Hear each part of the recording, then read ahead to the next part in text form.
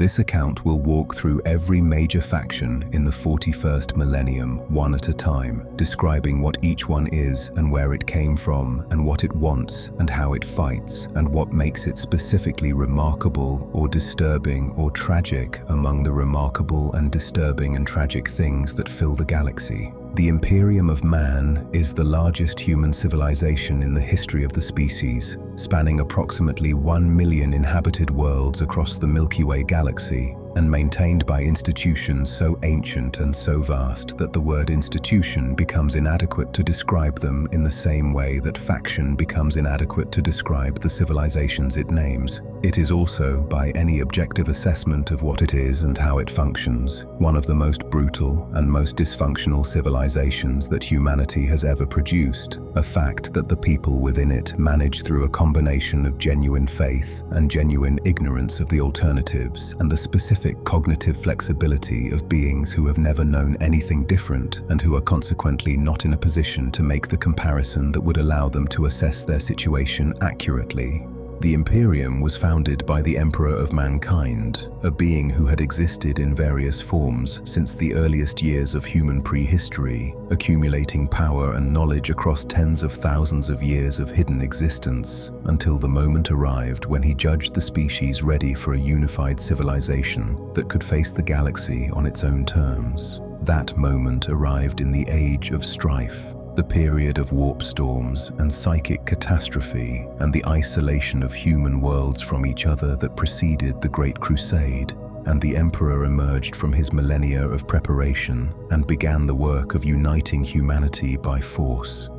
The Great Crusade lasted approximately 200 years and reconquered most of the human-inhabited galaxy, establishing the structure of the Imperium that still exists in the 41st millennium in recognizable if heavily degraded form. The Horus heresy broke that structure.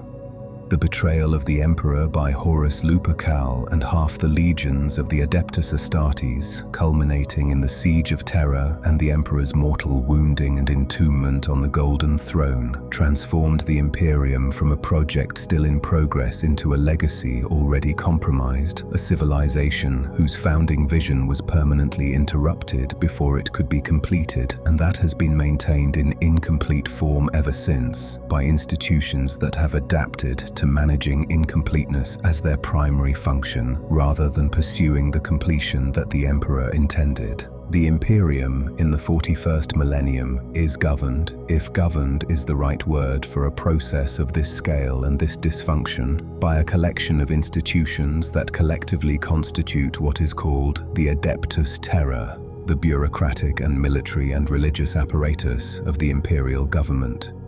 The High Lords of Terror are the nominal governing council, representatives of the most powerful institutions sitting in the Senatorum Imperialis on Holy Terror and producing the decisions that the Imperium theoretically acts on at the galactic level.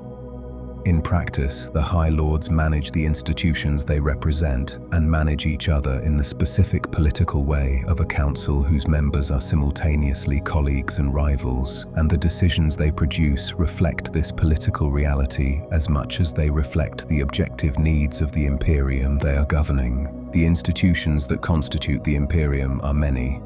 The Adeptus Astartes, the Space Marines, are its primary military striking force. The Astra Militarum, the Imperial Guard, are its mass military force. The Imperial Navy provides space superiority and transport. The Adeptus Mechanicus maintains the technological infrastructure that everything else depends on. The Adeptus Ministorum, the Ecclesiarchy, manages the spiritual life of the Imperium's trillion citizens through the Church of the Imperial Faith. The Inquisition polices the Imperium's internal threats. The Adeptus Astra Telepathica manages the psychic communication network. The Navigators provide the warp navigation capability that allows the fleet to function. The Officio Assassinorum conducts targeted killings of specific individuals. The Adeptus Custodes guards the Emperor. All of these institutions are, by the standards of the 41st millennium, extraordinarily old. All of them have been running for most of the 10,000 years since the Horus heresy.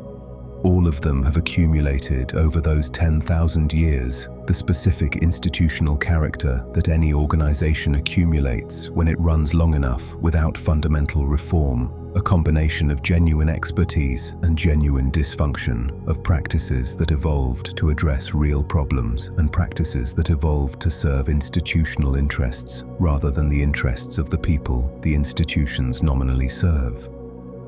The Imperium is what 10,000 years of crisis management produces when the management is conducted by institutions that cannot be reformed from outside and that resist reform from inside because their institutional culture equates reform with heresy. This is the Imperium of Man. Everything that follows exists in relationship to it, either as a part of it, or as something that grew from within it, or as something from outside that is trying to end it, or as something so old and so indifferent that the Imperium barely registers as relevant to its frame of reference. The Space Marines are the Imperium's most iconic military force and the faction that most people encounter first when they begin to explore Warhammer 40K, which is appropriate in the sense that the Space Marines are genuinely central to the setting's history and genuinely impressive as a military concept, and somewhat misleading in the sense that the Space Marines are far fewer in number and far more narrowly specialized in their function than their prominence in the setting's iconography would suggest. There are approximately 1,000 Space Marine chapters in existence at any given point in the 41st millennium, each chapter consisting of approximately 1,000 battle brothers at full strength, producing a total Adeptus Astartes population of roughly 1 million warriors across the entire Imperium.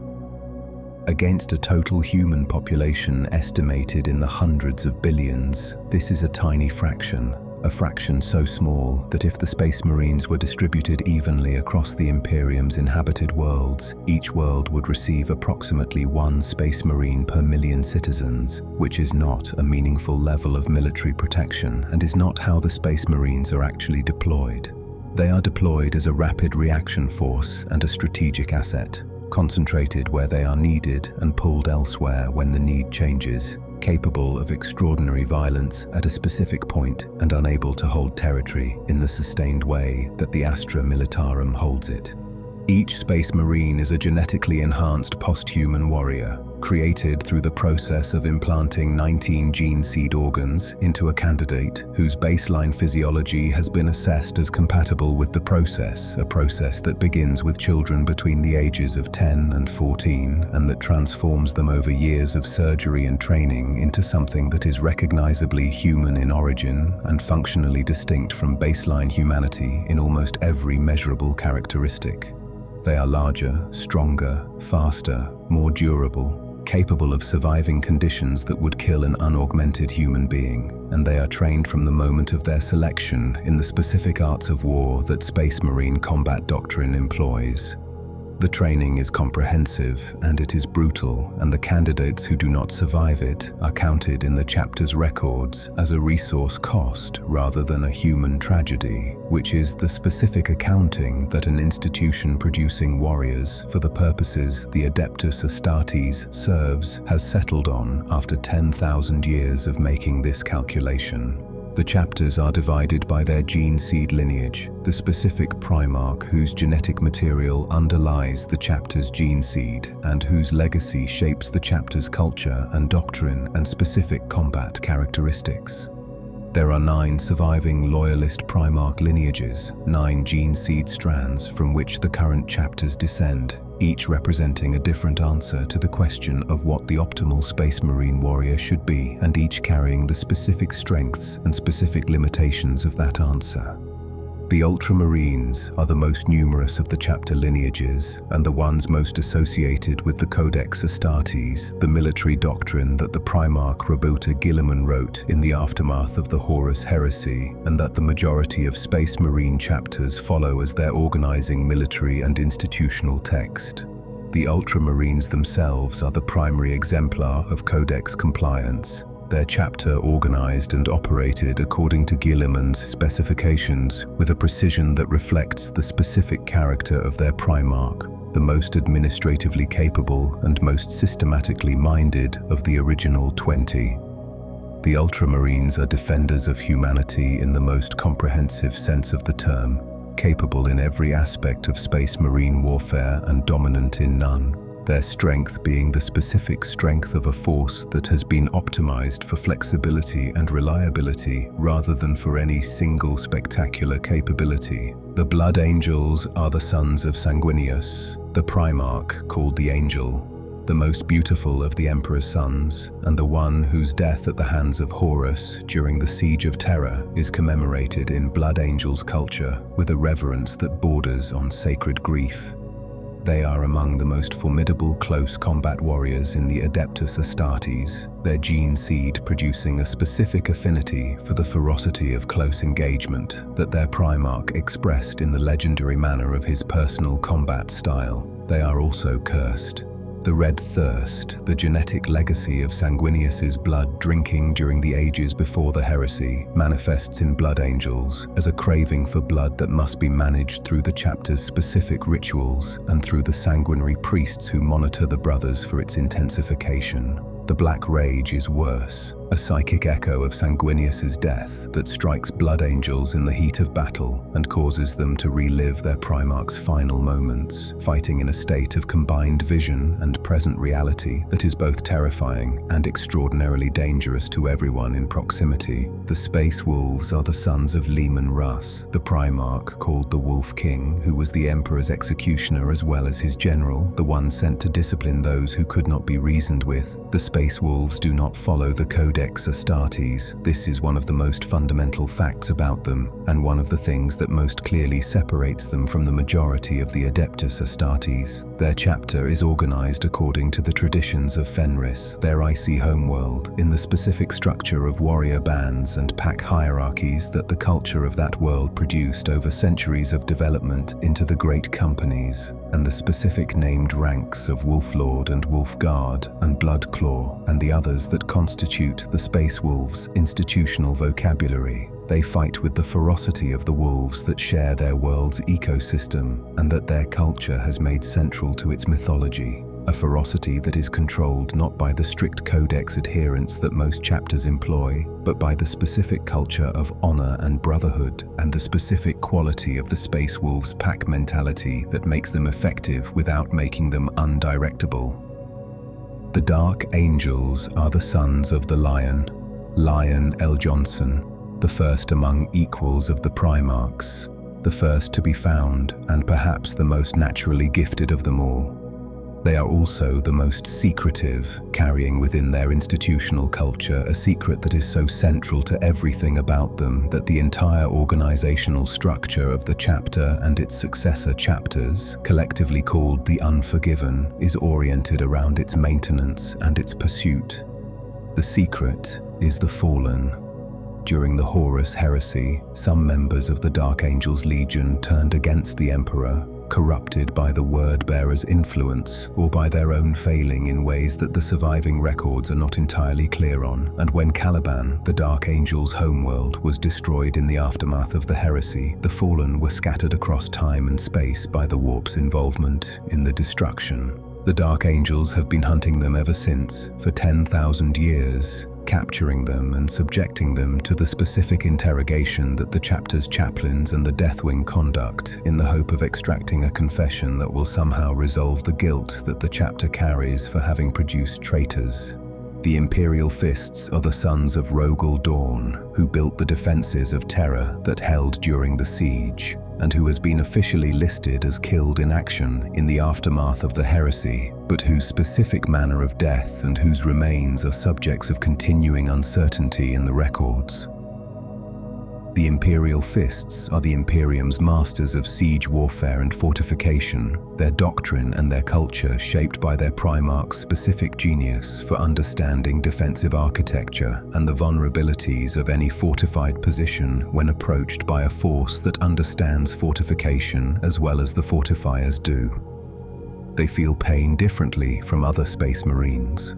Not in the sense of a reduced sensitivity to pain, but in the opposite sense of a chapter that has never developed the pain suppression that other chapters take for granted. that processes pain as fully as unaugmented humans do, and that has built this specific characteristic into their culture as a reminder of mortality and limitation and the necessity of endurance.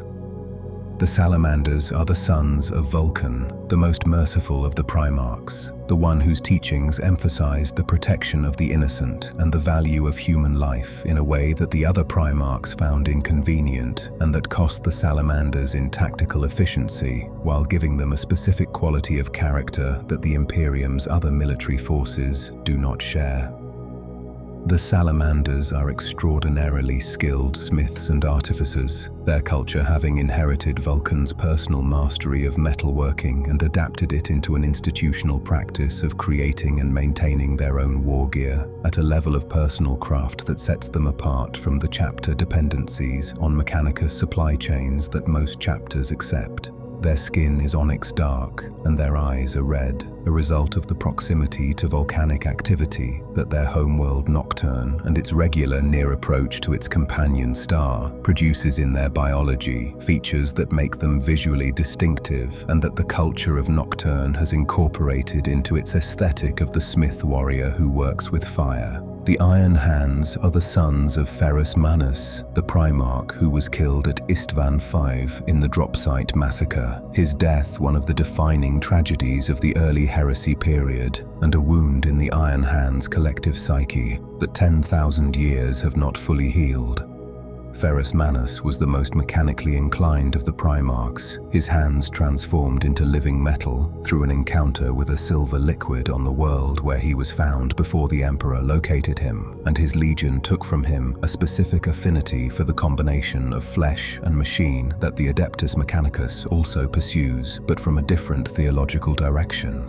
The Iron Hands believe that the flesh is weak and that machine components replacing biological ones represent an improvement rather than a compromise, and the Iron Hands' augmentation level accordingly exceeds that of most other chapters, their battle brothers incorporating mechanical components into their bodies over the course of their careers to a degree that veterans of long service are substantially more machine than flesh.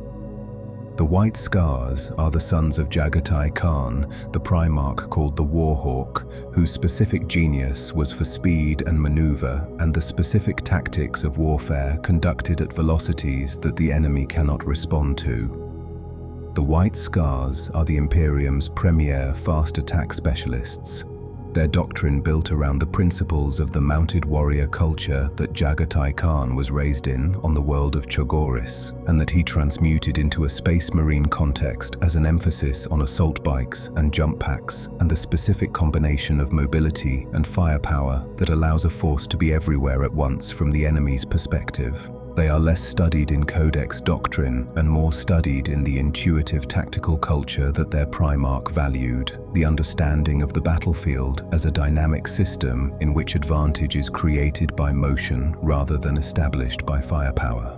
The Raven Guard are the sons of Corvus Corax, the Primarch who was a prisoner before he was a warrior, who was liberated from the work camps that held him and spent the years before the Emperor found him developing the specific skills of covert action and shadow warfare that characterized both his personal approach to combat and his legion's doctrine. The Raven Guard are the Imperium's masters of stealth and infiltration and the specific brand of warfare that strikes without warning and disappears before the response can be organized. Their gene seed produces warriors who are slightly less massive than the average space marine, their frames optimized for the mobility and silence that shadow warfare requires rather than for the frontal assault capacity that chapters like the Iron Hands or the Space Wolves emphasize. These are the loyalist Primarch lineages. From them descend hundreds of successor chapters, each inheriting the gene seed and some portion of the cultural legacy of the founding chapter, while developing their own specific identity and doctrine over the centuries of their independent existence. The successor chapters of the Blood Angels include the Flesh Tearers, who carry the Red Thirst in a more acute form than even their progenitors, and whose reputation for barely controlled violence precedes them into every engagement. The Ultramarines' successors include the Mortifactors, whose specific culture has drifted so far from Guilliman's vision of what an Ultramarine successor should be that their practices would scandalize the original chapter if examined in detail. The Dark Angels' successors, collectively the Unforgiven, share the secret of the Fallen and share the hunt. Their Deathwing Terminators and Ravenwing fast attack formations organized for exactly this pursuit as much as for any conventional military purpose. The Adeptus Custodes are not Space Marines. This distinction matters and is worth establishing clearly at the beginning of any description of them, because the two are often conflated by those encountering them for the first time, the visual similarities of large armored superhuman warriors obscuring the fundamental differences in origin and capability and purpose that separate the two institutions. Space Marines are the products of the gene seed process, the 19 implants, and the years of training and the Primarch-derived genetic template. The Custodians are the products of the Emperor's personal genetic craft, created directly by his own techniques, rather than from the industrial-scale replication of gene seed that produces Space Marines. And the difference in process produces a difference in outcome that is measurable in every relevant metric. A Custodian is to a Space Marine what a Space Marine is to an ordinary human soldier. This is not exact, and the specific comparison invites qualification, but it conveys the essential point about the relationship between the capability levels of the two groups. The Custodians are individually more capable than any individual Space Marine in virtually every measurable category of individual combat performance, and they are also fewer, numbering in the 10,000s rather than the 100,000s, a force small enough to be personally known to the institution that produces them in a way that the Adeptus Astartes cannot be. They were created to guard the Emperor. This is both their formal function and their cultural identity and the organizing principle of everything about them, their training and their equipment and the specific way they understand their own existence in relation to the being they guard. They have been guarding the Emperor's throne for 10,000 years, standing their watch over a being who cannot acknowledge them or speak to them or give them the direction that the relationship between a guard and the guarded normally involves.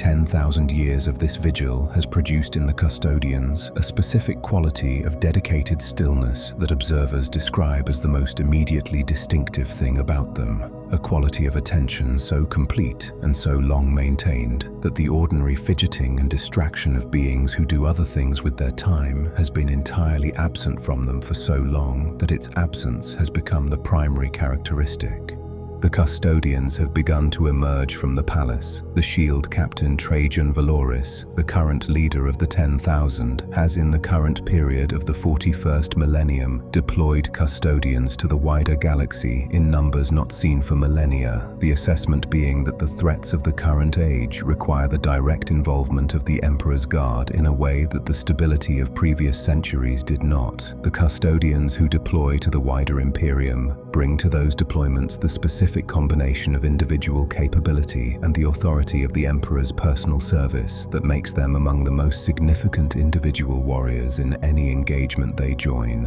and they bring as well the specific quality of beings who have been watching the center of the Imperium for 10,000 years and are now, for the first time in many of those years, seeing the periphery. The Sisters of Battle are the Adeptus Ministerum's military arm, an institution whose existence is the product of a theological argument expressed in legal interpretation that the Ministerum exploited with the specific creativity of an institution that needed a military force and had been told it could not have one. The decree passive of the Second Council of Thor prohibited the Ministerum from maintaining military forces composed of men. The Ministerum's solution was to develop military forces composed entirely of women, the Adepta Sororitas, whose existence technically complied with the decree while completely circumventing its intent. This origin story is not merely an interesting historical footnote.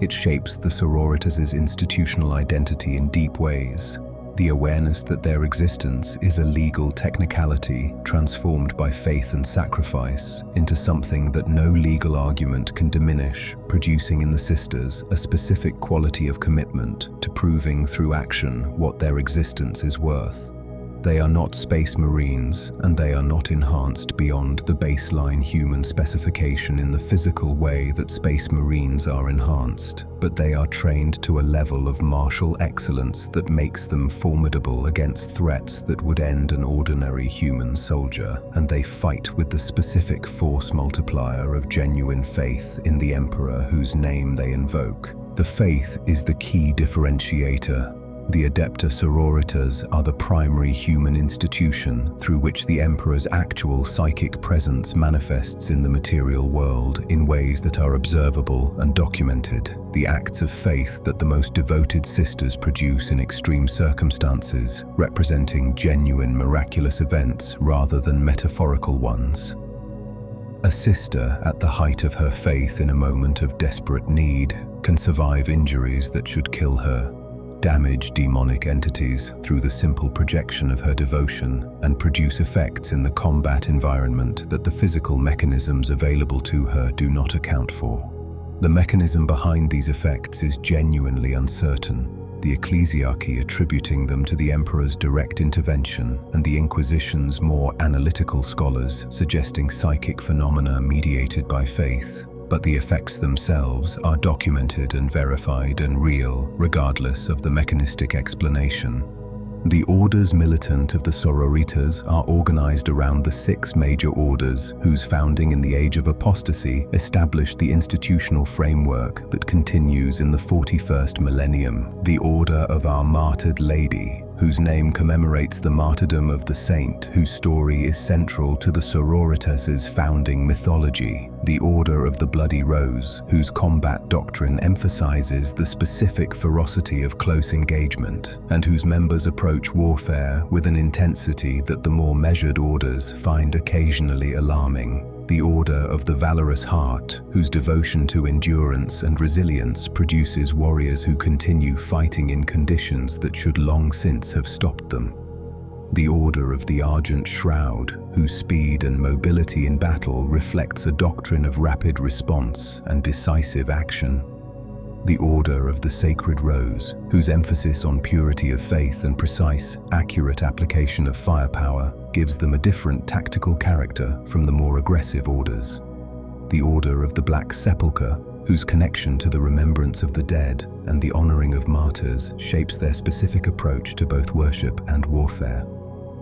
The Astra Militarum is the Imperium's conventional military force and the largest organized army in the history of the human species, measured in numbers that make any attempt at precision essentially meaningless because the numbers change faster than any census can capture them. Billions of soldiers serve in the Astra Militarum at any given moment. Billions more are being raised and trained and equipped on worlds across the Imperium to replace the ones who have been lost in the campaigns currently in progress. The Imperium does not win its wars through the excellence of its individual soldiers in the way that the Space Marines win their engagements.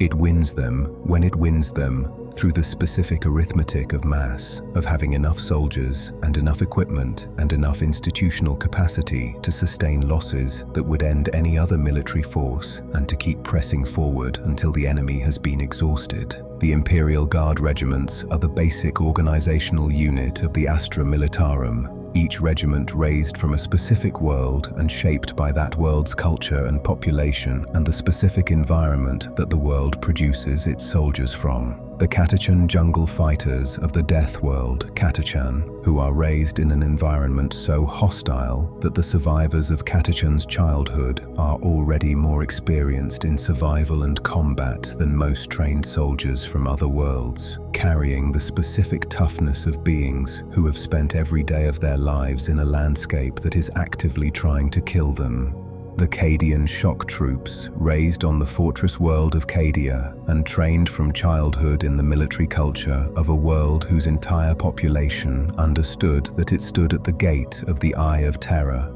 and whose culture accordingly produced soldiers of extraordinary discipline and technical proficiency, though Cadia itself is now destroyed. The Mordian Iron Guard, whose rigid parade ground discipline and formal military culture produce soldiers who maintain their formations under fire with a precision that observers describe as approaching the inhuman. The Talon Desert Raiders, whose world's harsh environment produced a cavalry and fast attack tradition that was translated into armored warfare with a fluency that makes Talon regiments among the Astra Militarum's most capable armored formations. The Commissariat is the institution that maintains political and ideological discipline within the Astra Militarum. The commissars assigned to regiments carrying the authority to execute soldiers who break under fire, who show cowardice, who undermine the discipline that the Astra Militarum's specific approach to warfare requires. The commissar's ability to shoot a retreating soldier is not a power that the institution grants reluctantly or that the commissars themselves are encouraged to view as a last resort. It is a formally recognized and regularly exercised authority, and the specific culture around its exercise is one of the more distinctively grimdark elements of the Imperial Guard's character, the combination of a genuine military necessity in the specific circumstances of mass warfare against existential enemies, and the specific horror of the method through which that necessity is addressed. The Militarum Tempestus, also called the Scions or the Stormtroopers, are the elite of the Astra Militarum, soldiers raised in specific scholar facilities from a young age and trained with an intensity that exceeds the standard Astra Militarum training program, equipped with the best war gear that the Guard's supply chain can provide, and organized into the specific operational formations that conduct the most demanding missions. They drop from orbit in Valkyrie gunships and Taurox prime transports, and they take objectives that the standard Guard formations cannot reach without the specific combination of capability and equipment that the Scions represent. The Adeptus Mechanicus is the institution that maintains the Imperium's technological infrastructure, and it is one of the most genuinely alien cultures within the broader Imperium. Alien, not in the sense of being of a different species, but in the sense of having developed, over the 10,000 years of its existence as the primary custodian of Imperial technology, a culture and a theology, and a specific approach to existence that is so thoroughly different from ordinary human culture that interacting with its senior practitioners requires the kind of interpretive effort that interacting with a genuinely different species would require.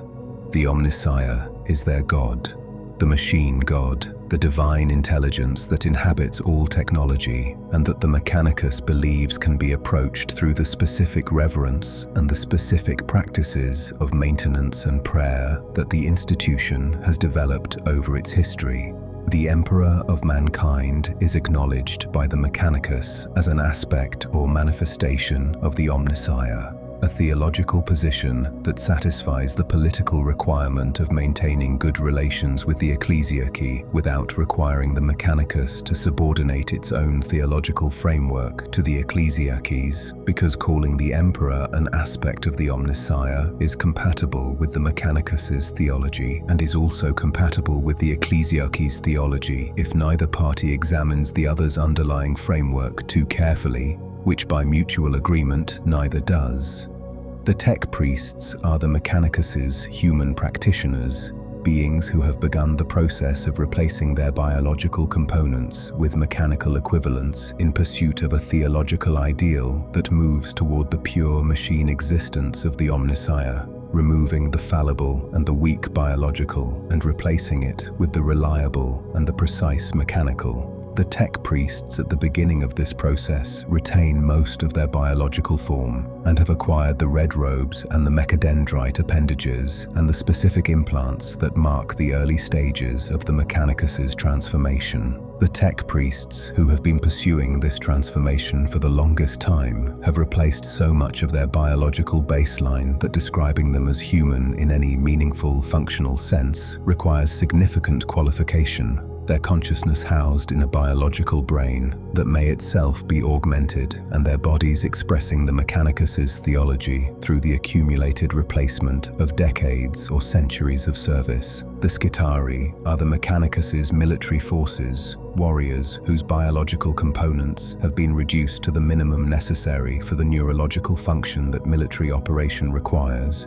their bodies rebuilt around mechanical systems calibrated to the specific demands of different tactical roles. The Skitarii Rangers, who advance across the battlefield with galvanic rifles, accurate beyond the range at which any infantry engagement should be conducted. The Skitarii Vanguard, who carry radium carbines that irradiate their targets with a persistence that continues after the initial shot. The Sidonian Dragoons, who charge on legged walking machines with taser lances that deliver electrical discharges that can stop the heart of a vehicle's crew through the vehicle's own hull. The Castellan robots, who are ancient automata reprogrammed for military service, their machine spirits more sophisticated than most, and their firepower more devastating than the lighter Skitarii infantry. The knights of the various knight houses that are affiliated with the Mechanicus bring to the battlefield the class of weapon systems called knights, single-pilot vehicles approximately 12 meters tall that are the product of a technology so ancient and so carefully maintained that the pilot is not simply operating the machine, but is interfacing with it through a neural link that the Mechanicus calls the Throne Mechanicum, a connection through which the knight's accumulated machine spirit and the pilot's consciousness interact in ways that the Mechanicus describes in theological terms, and that the more mechanistic scholars describe in terms of what a very sophisticated neural feedback loop between an experienced pilot and a machine system produces after centuries of operation. The Titan Legions represent the Mechanicus's ultimate expression of ground military capability, the god machines that walk into battle as mobile fortresses and weapons platforms of city-destroying capability. The Scout Titans, called Warhounds, fast and agile by Titan standards, deployed as the vanguard and the flankers of Titan formations. The Battle Titans, the Reavers, and the Warlords that are the primary Titans of Titan Legions, walking cathedrals of destruction whose weapon systems can level fortified positions that would take conventional forces months to reduce. The Imperator-class Titans, the rarest and most massive, carrying crew of thousands and weapon systems calibrated to the destruction of orbital installations and the engagement of targets that no other ground-based weapon system can address, walking so slowly that their strategic impact is measured in campaigns rather than individual engagements. The Inquisition is the Imperium's internal security and threat response institution, unique among the Imperium's many bodies in that it operates outside the normal chain of command of every other institution, answerable only to the Emperor, whose original authority established it, and in practical terms, answerable to nothing and no one, while individual inquisitors retain the will and the capability to pursue their assessments of what the Imperium requires. An Inquisitor has the authority to requisition any Imperial asset, to override any Imperial official's decision up to and including planetary governors, to order the execution of any Imperial citizen whose existence they determine to be a threat to the Imperium, and to access any information held by any Imperial institution. This authority is not theoretical and is not politely declined by the institutions subject to it, except by the Space Marines, whose independence from the Inquisition's authority is a subject of periodic institutional conflict and periodic violent standoff. The Inquisition is divided into three primary ordos, each focused on a specific category of threat. The Ordo Malleus investigates and combats the threat of chaos and demonic incursion, maintaining the Grey Knights chapter as its primary military arm, and the sealed archives of demonic lore that represent the most restricted information in the Imperium. The Ordo Xenos investigates and combats the threat of alien species, maintaining the Deathwatch chapter as its military arm and the extensive xenological archives of the Ordo Xenos that document every alien species the Imperium has encountered with the specific detail that understanding an enemy requires. The Ordo Hereticus investigates and combats the threat of internal heresy and deviation from the Imperial faith, maintaining relationships with the Adeptus sororitas as its primary human military asset, and conducting the witch hunts and the investigations of institutional corruption that constitute the bulk of its operational workload. The Grey Knights deserve specific mention because they are the most secret of all Space Marine chapters and one of the most operationally significant. Every Grey Knight is a psyker. This is not a rare characteristic in the chapter.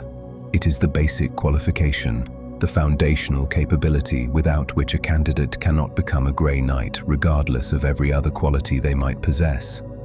The Grey Knights were created by Malcador the Sigillite, the Emperor's right hand during the Great Crusade, specifically to fight the demonic threats that the Horus heresy proved were real and present in ways that the Imperium had not fully acknowledged before the heresy began.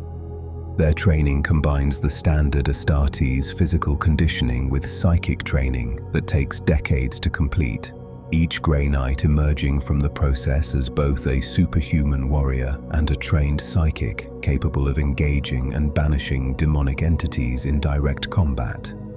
Their weapons are specifically engineered for this purpose, the Nemesis Force weapons that they carry, functioning as both physical weapons and psychic focuses, channeling the Grey Knight's power directly into the entities they fight. The Death Watch are organized differently from other Space Marine chapters in that their members are drawn from other chapters rather than recruited and trained within the Death Watch itself. A Space Marine of another chapter who is assigned to the Death Watch comes already fully trained as an Astartes, bringing to the Death Watch's service the specific expertise and combat style of the chapter they come from, and is then given the additional training and the specific equipment that Death Watch operations against alien threats require. The result is a force whose diversity of approach and capability reflects the diversity of the chapters from which its members are drawn, a diversity that the Death Watch's command structure has learned to treat as an asset rather than a liability to be standardized away, because the alien threats that the Death Watch faces are themselves diverse, and a force capable of responding to diversity is better suited to this mission than a force optimized for a single approach. The Chaos Space Marines are the warriors of the 9 Traitor Legions, the Space Marine legions that turned against the Emperor during the Horus heresy, and that have been in the eye of terror for 10,000 years since the heresy's conclusion, changed by the warp and by time and by the specific gifts and corruptions of the Chaos Gods. They serve into something that is both recognizably descended from what they were before the heresy and profoundly different from it in ways that the 10,000 years in the eye have produced. The Word-Bearers are the first legion that fell, and in some meaningful sense the cause of everything that followed. Their Primarch Lorgar was the most devoted of all the Primarchs, a being whose capacity for belief and whose need for something worthy of that belief led him to worship the Emperor as a god in a way that the Emperor explicitly and angrily prohibited, because the Emperor's plan for humanity had no place for gods, not even himself as a god. The Emperor's censure of Lorgar and the Word-Bearers, the humiliation of being stopped in the middle of a compliance action and forced to watch their work destroyed, broke something in Lorgar that the Chaos Gods were very happy to reach into and reshape, and in the years after the censure, the Word-Bearers discovered the Chaos Gods and became their most devoted servants, the legion that spent the decades before the heresy preparing the spiritual and tactical ground that made the heresy possible when Horus's corruption reached the point of open rebellion. The Word-Bearers are in the 41st millennium still the most theologically focused of the Chaos Legions, their dark apostles preaching the word of the Chaos Gods with the same fervor that Lorgar once devoted to the Emperor, spreading chaos cults across the Imperium through the specific missionary work of beings who have been doing this for 10,000 years and who are extraordinarily good at it. The World Eaters are the Legion of Angron, the Primarch who was found on a world where he had been fighting as a slave warrior with the butcher's nails drilled into his skull by his captors, neurological implants that drove him toward violence with a constant insistence that the Emperor could not remove without killing him. The World Eaters became in Angron's image, the Butcher's nails spreading through the Legion until most of its members were in the same driven, violent state as their Primarch, and when Angron fell to Khorne, the Legion fell with him, becoming Khorne's own chosen warriors in the Eye of Terror, the Blood God's most devoted servants, whose only coherent purpose in any engagement is the shedding of blood and the taking of skulls. They do not have strategy in the conventional sense. They have direction, given by whatever leader has the strength to focus the Legion's violence toward a specific target, and they have the specific ferocity of beings who have been Khorne's warriors for 10,000 years, and who are consequently among the most dangerous individual warriors in the galaxy in close combat. The Thousand Sons are the Legion of Magnus the Red, the Primarch who was the most psychically gifted of all the Emperor's sons, a being of extraordinary intelligence and psychic capability, who pursued knowledge with the specific passion of someone who understood that knowledge was power, and whose pursuit of it eventually led him to the transgression that destroyed his legion. Magnus used a psychic ability to warn the Emperor of Horus's betrayal, tearing a hole through the Emperor's secret webway project in the process, and undoing centuries of work in a moment, and the Emperor's response, mediated through the Space Wolves, was the burning of Prospero, the destruction of the Thousand Sons' homeworld by Leman Russ's Legion. The Chaos sorcerer Ahriman, the Thousand Sons' most gifted psyker after Magnus, responded to the mutation crisis that was consuming the Legion by casting the rubric of Ahriman, a vast psychic working that had the specific effect of stopping the mutation in its tracks by destroying the biological existence of every Thousand Sons Marine who was not a psyker of sufficient strength, binding their dust to their armour in a state of animated preservation that left the Legion divided between the rubric Marines, who were dust walking in armour, and the sorcerers who controlled them. The Death Guard are the Legion of Mortarion, the Primarch of Death Worlds, a being whose entire life before the Emperor found him had been defined by the specific endurance of things that should have killed him, and by the contempt for weakness that this endurance produced in his character. The Death Guard marched into a warp storm during the heresy and did not emerge for weeks, the warp's specific environment working on the Legion in ways that aligned with Nurgle's gifts and Nurgle's specific attention, and when the Death Guard emerged, they had been transformed into the servants of the Plague God, their bodies the vessels of diseases that they could not die from, and that they spread to everything they encountered. Mortarion himself became a demon Primarch of Nurgle, and the Death Guard became the most feared plague-bearers in the galaxy, their slow and relentless advance bringing diseases that the Imperium's Medicae cannot treat, and their durability in combat exceeding even the standard Space Marine norm because they do not need to fear the wounds that would end other warriors. The Emperor's children are the Legion of Fulgrim, the most beautiful of the Primarchs, a being whose pursuit of perfection in all things led him by the specific path of Slanesh's temptation from the pursuit of martial and artistic excellence into the pursuit of sensation for its own sake, and then into the pursuit of increasingly extreme sensation as ordinary experience became insufficient. The Emperor's children were the first Legion to bear the Emperor's personal heraldry, granted this honor for their excellence, and they fell into Slanesh's embrace so completely that their transformation in the Eye of Terror has taken them to places of sensory extremity that the records describe with a reluctance that reflects the record's author's assessment of what widely distributing the information would do to the readers. They are among the most dangerous Chaos Warriors in the galaxy at the individual level, their gifts from Slanesh enhancing every sensory capability they possess and producing in them a combat performance that is both extraordinary and somehow wrong in the specific way that extreme beauty becomes wrong when it is entirely divorced from anything other than its own extremity. The Iron Warriors are the Legion of Perturabo, the most technically gifted of the Primarchs in the specific arts of siege warfare and fortification, a being whose mastery of the mathematical and engineering principles underlying military architecture exceeded everyone else's, and whose psychology made this mastery a source of resentment rather than satisfaction, because the specific deployments he was given throughout the Great Crusade treated his legion as siege specialists to be assigned the least glorious and most grinding campaigns, while the other legions fought the engagements that produced glory and recognition.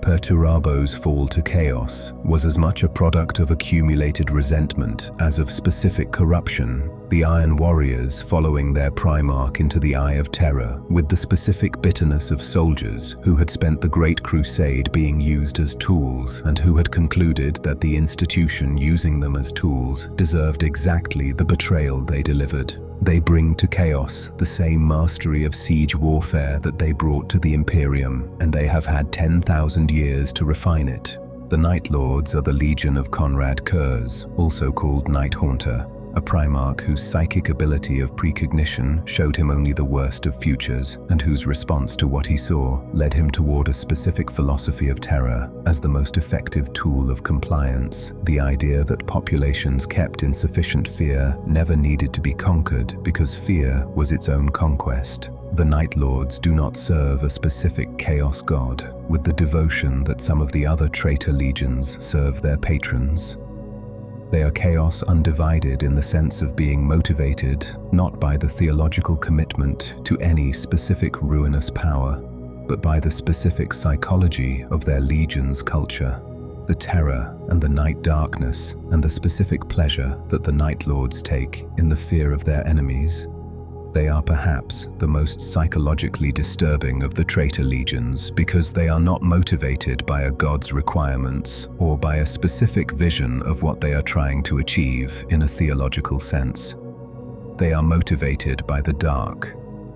The Alpha Legion is the most mysterious of the Traitor Legions and the one about which the least can be stated with confidence because the Alpha Legion's specific commitment to information denial and to the management of others' perceptions of them has produced over 10,000 years a situation in which the reliable facts about the Alpha Legion are those that the Alpha Legion has chosen to leave reliable, and every other fact is potentially a manufactured reality. Their Primarchs are Alpharius and Omegon, twin Primarchs whose existence was not acknowledged until late in the Great Crusade, and whose relationship with the heresy and their motivations for involvement in it are subjects of records that are comprehensively unreliable and possibly deliberately so.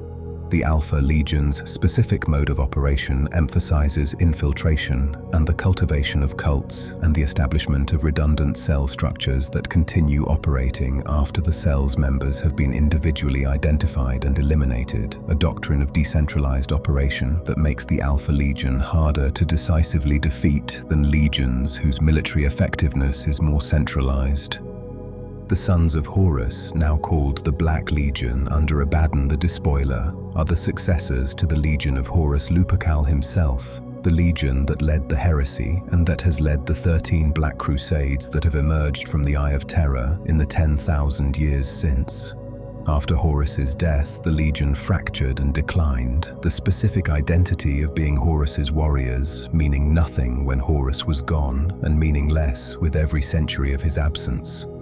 Abaddon, who had been the first captain of the Lunar Wolves and the most capable of Horus's lieutenants, rebuilt what remained into the Black Legion, the faction of Chaos Space Marines that draws from all the other Traitor Legions and from the various renegade chapters that have turned to chaos since the heresy, the force that has prosecuted the 13 Black Crusades with increasing success, and that brought down Cadia in the 13th Crusade that opened the Great Rift. The demons of the Chaos Gods are entities of the warp, made partially manifest in the material realm through the expenditure of psychic energy, beings whose existence is the expression of their patron god's nature in a form that can interact with the physical universe without the full anchor to the warp that sustains the Chaos Gods in the immaterium. They are not individual beings in the way that physical beings are individual, their specific identity being an expression of a portion of the Chaos God's own consciousness and power rather than a separate consciousness that developed independently, and their destruction in the material world does not end them in the way that death ends a physical being, returning them instead to the warp where they persist in the diffuse form of their patron's nature until called forth again.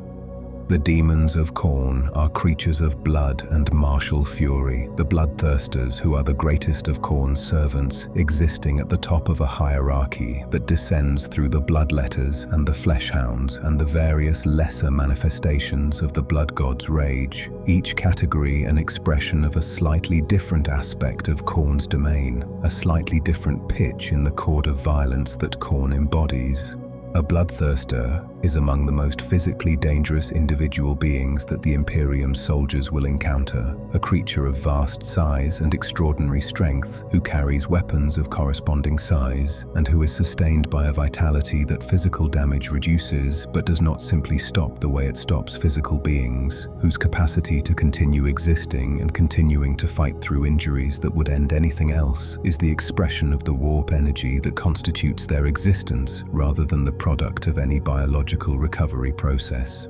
The daemons of Nurgle are the Lord of Change and the Great Unclean Ones and the Plague Bearers and the Nurglings, each category expressing a different aspect of Nurgle's domain of decay and disease and the cycle of life and death that the Plague God presides over with the specific jovial affection that makes him in some ways the most immediately disturbing of the four.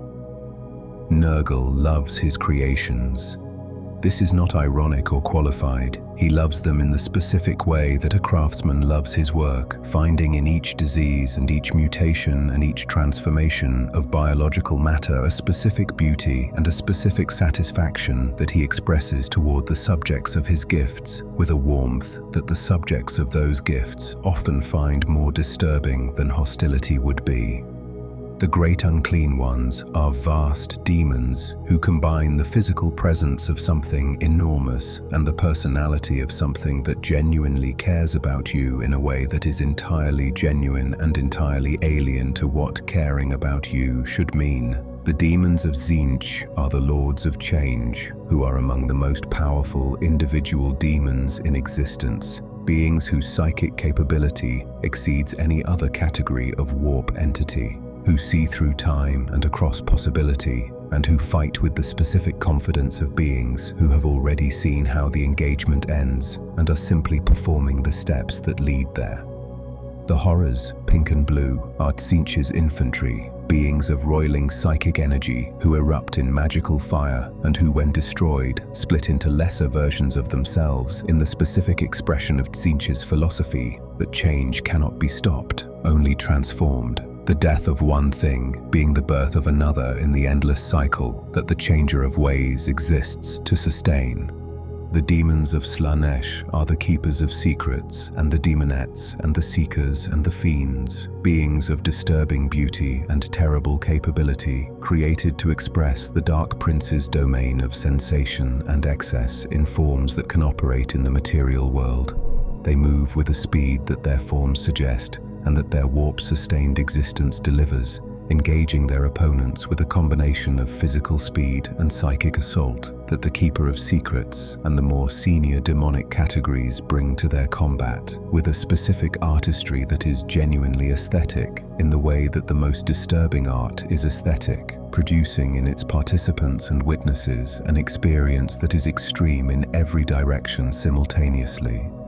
The Craftworld Eldar are the survivors. When Slaanesh was born from the psychic excess of the original Eldar civilization 10,000 years ago, the birth destroyed most of the Eldar species in an instant, the psychic hurricane of a god's emergence, consuming the souls of every Eldar within the expanding range of its creation. The Eldar who survived were those who had already separated themselves from the excess of the civilization that produced Slaanesh, who had seen what was coming and had built the great craft worlds, the city-sized world ships that carry the remnants of Eldar civilization through the void, and who had the spirit stones that capture an Eldar soul at the moment of death before Slaanesh can claim it. The craft worlds are the homes of what remains of the Eldar species as a functional civilization. They are enormous, the largest of them comparable in scale to a moon. each one a self-contained ecosystem and economy and social structure carrying populations measured in hundreds of millions at their height and significantly reduced from that height by 10,000 years of decline, each war and each raid and each birth rate that does not fully replace the losses of each generation, grinding the population lower despite the Eldar's extraordinary individual longevity. The Eldar can live for thousands of years under ordinary circumstances, a life expectancy that the Craftworld culture has shaped into a specific social structure of paths, the formal progression through different aspects of Eldar identity and skill that prevents the specific psychological deterioration that immortal beings can experience when any single aspect of their existence claims their attention for too long. The paths are the central organizing principle of Craftworld Eldar culture, and they are simultaneously a genuine expression of Eldar psychological needs and a management tool for the specific dangers that the Eldar psyche's sensitivity to excess represents in a species that has already destroyed itself once through excess. An Eldar who walks the path of the warrior, the most relevant path for the Craftworld's military function, takes up the specific aspect of the warrior identity with the complete commitment that the path requires, becoming a master of one of the aspect warrior disciplines and fighting under that aspect's specific banner and with its specific weapons and its specific approach to combat.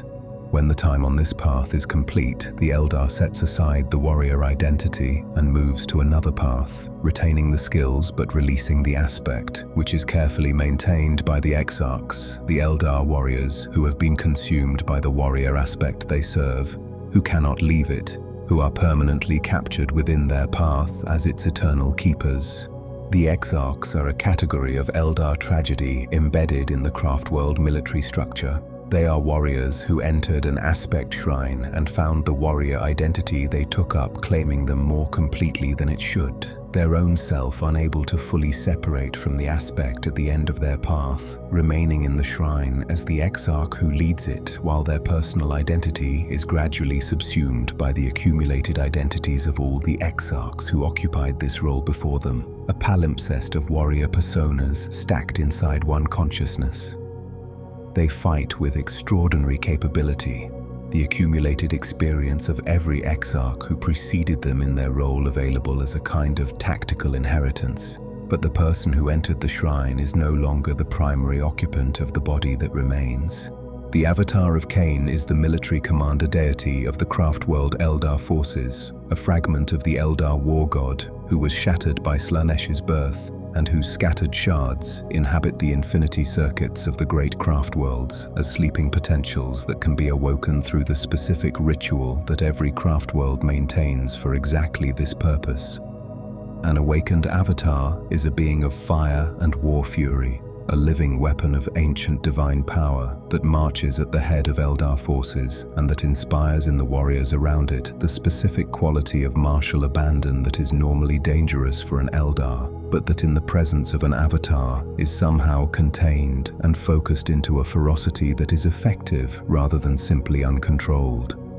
The ritual of awakening involves the sacrifice of an Eldar life, the first blow in the avatar's awakened existence, and the tradition of who performs this ritual varies by Craftworld in ways that the external scholars of Eldar culture find interesting and that the Eldar themselves find deeply personal.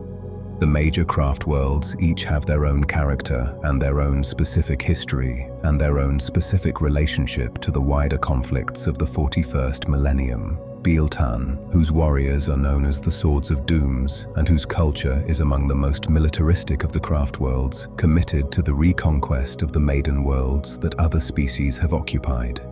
Iyanden, which was devastated by a Tyranid assault that reduced its population to a fraction of what it had been and that left the Craftworld dependent on its infinity circuit of dead warriors, reawakened as ghost warriors to fill the gaps in its military forces. Saimhan, whose culture and doctrine emphasize speed and cavalry in the Eldar style. The Wild Riders on their jet bikes, a Craftworld of a different temperament from the more measured Craftworlds. Ulthwi, which sits closest to the Eye of Terror and has consequently developed the largest and most powerful seer council of any craft world. Its Psyker tradition extraordinary because proximity to the Eye has enforced it. The Drukhari are the Eldar who did not flee. When Slaaneş's birth was coming, detectable in the warp sensitivity of the Eldar species as an approaching storm, the Eldar who would become the Craftworld Eldar built their world ships and departed the core of the old empire and survived. The Eldar who would become the Drukhari retreated into the Webway, the network of tunnels through the warp that the old Eldar Empire had built, and specifically into the great Webway node that was then a way station, and that they expanded into what is now called Commorragh, the Dark City, a pocket dimension within the Webway that exists outside normal space and time. They survived Slaaneş's birth. They survived because the Webway and Commorragh's specific position within it provided enough insulation from the psychic hurricane of the gods' emergence to allow them to live through what killed most of their species. But survival came at a cost. Slaaneş's birth established a fundamental new condition for all Eldar existence, the divine claim that Slaaneş holds on every Eldar soul, the psychic pull that drains Eldar vitality in the specific way of a claim being asserted, a wound that the Craftworld Eldar manage through spirit stones and infinity circuits, and that the Drukhari manage through pain. Everything about Drukhari society is structured around the production and consumption of the suffering energy that keeps Slaaneş's drain at bay. The raids are harvesting operations. The arenas are production facilities. The holding cells, where captives are maintained between their appearances in the arenas, are managed with the specific care of someone tending a resource that must be kept producing, not allowed to die before its useful life is complete, and not allowed to become psychologically or physically so damaged that its capacity to produce the energy the Drukhari consume is significantly reduced. The homunculi, the flesh crafters of Drukhari culture, are the specialists in this work, beings who have been pursuing the specific arts of biological manipulation in the service of the Drukhari's survival requirements for so long that what they have developed goes far beyond any medical or anatomical knowledge available anywhere else in the galaxy, a mastery of the living body's capacity to endure and produce that is as comprehensive as it is disturbing. The Cabals are the political power structures of Commorragh, the factional organizations that the Drukhari Archons lead and that compete with each other for control of resources and influence in the Dark City's complex and violent political landscape. The witch cults are the combat specialists who fight in the arenas and who accompany the Cabals on raids, warriors whose entire identity is organized around the performance of combat in the Drukhari aesthetic. Violence as art conducted in front of audiences whose consumption of the performance's energy is as much the point of the performance as the combat itself. The homunculus covens are the fleshcraft specialists who occupy a specific niche in Drukhari society, providing the resurrection services and the biological modification capabilities that the Cabals and the cults require, and that give the covens a specific leverage that their physical military capability alone would not provide. Commorragh itself is a city of extraordinary scale and extraordinary darkness, built over millennia in the Webway's specific topology to a size that dwarfs most physical cities in real space, its architecture shaped by the aesthetic of a culture that has had 10,000 years to develop its specific vision of beauty in the dark. The spires of the noble Cabal strongholds, the arena complexes where the entertainment that is also sustenance is produced, the slave quarters and the holding facilities and the laboratories of the homunculi, the transit networks that move through Commorragh's interior in the specific way of a city that exists in a dimension with different spatial properties than real space, where the relationship between distance and time does not always follow the rules that real space observers would expect. The Harlequins serve Segurach, the laughing god, the only Eldar god to survive Slaaneş's birth intact, the trickster deity who escaped the god of excess's hunger through the specific ability to be somewhere else when Slaaneş reached for him. The Harlequins are the keepers of the Black Library, the webway repository of all the lore about chaos that the Eldar civilization accumulated across its history, and they are the performing artists of Eldar culture, the dancers and storytellers who travel between craft worlds and exodite worlds and Dark Eldar territories, performing the ritual dances called masks that tell the stories of Eldar mythology and history. They are also extraordinary warriors. The combination of the physical capability of Eldar physiology and the specific training in the acrobatic performance art of the mask and the psychic traditions of Khorne's service produces in the Harlequins, warriors of extraordinary speed and precision, whose combat style resembles the dance that their cultural practice has made central to their identity, while delivering the lethal effectiveness that the Eldar's martial traditions and the Harlequins' specific tools provide. The Harlequin's Kiss, the monofilament weapon concealed within the Kiss device, is a weapon that inserts monofilament wire into a target's body and then retracts it at high speed, liquidizing the internal structure of the target through the specific action of wire drawn through biological matter at velocity. The Harlequins carry this weapon alongside the holographic distortion fields called haywire grenades and the psychic abilities that Khorne's service provides, and they deploy all of these in combat with the grace of performance artists who happen also to be killing machines.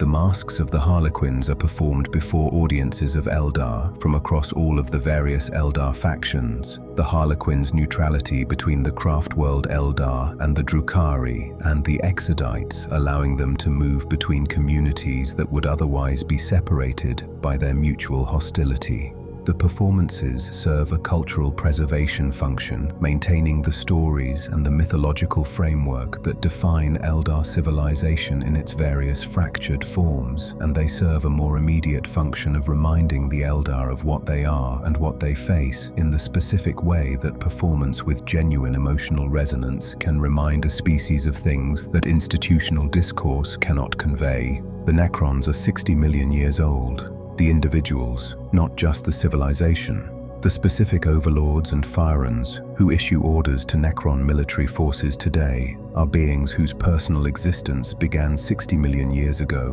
when they were the ruling class of the Necrontyr civilization, a biological species that built an empire across the galaxy in an era when humanity did not yet exist as a distinct species. The Necrontyr were haunted by mortality.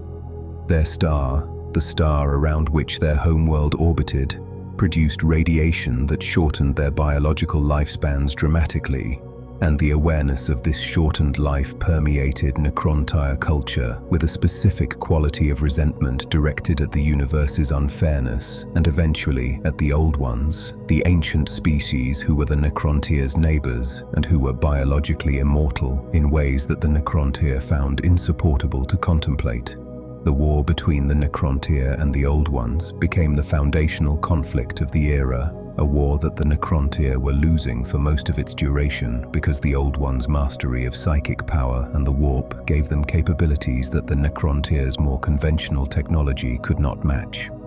The C'tan offered a solution.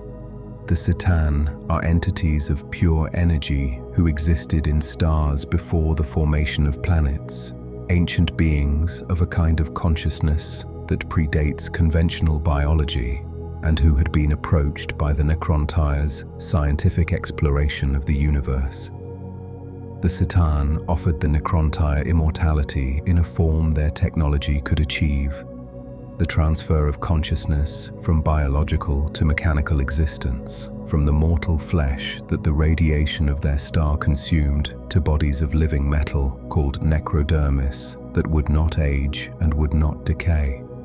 The price was the biological existence itself, which the C'tan consumed as part of the transfer process, and the completeness of the soul that the mechanical body housed, which was less than the completeness of a biological consciousness in ways that the transfer process could not fully replicate. The Necrons slept.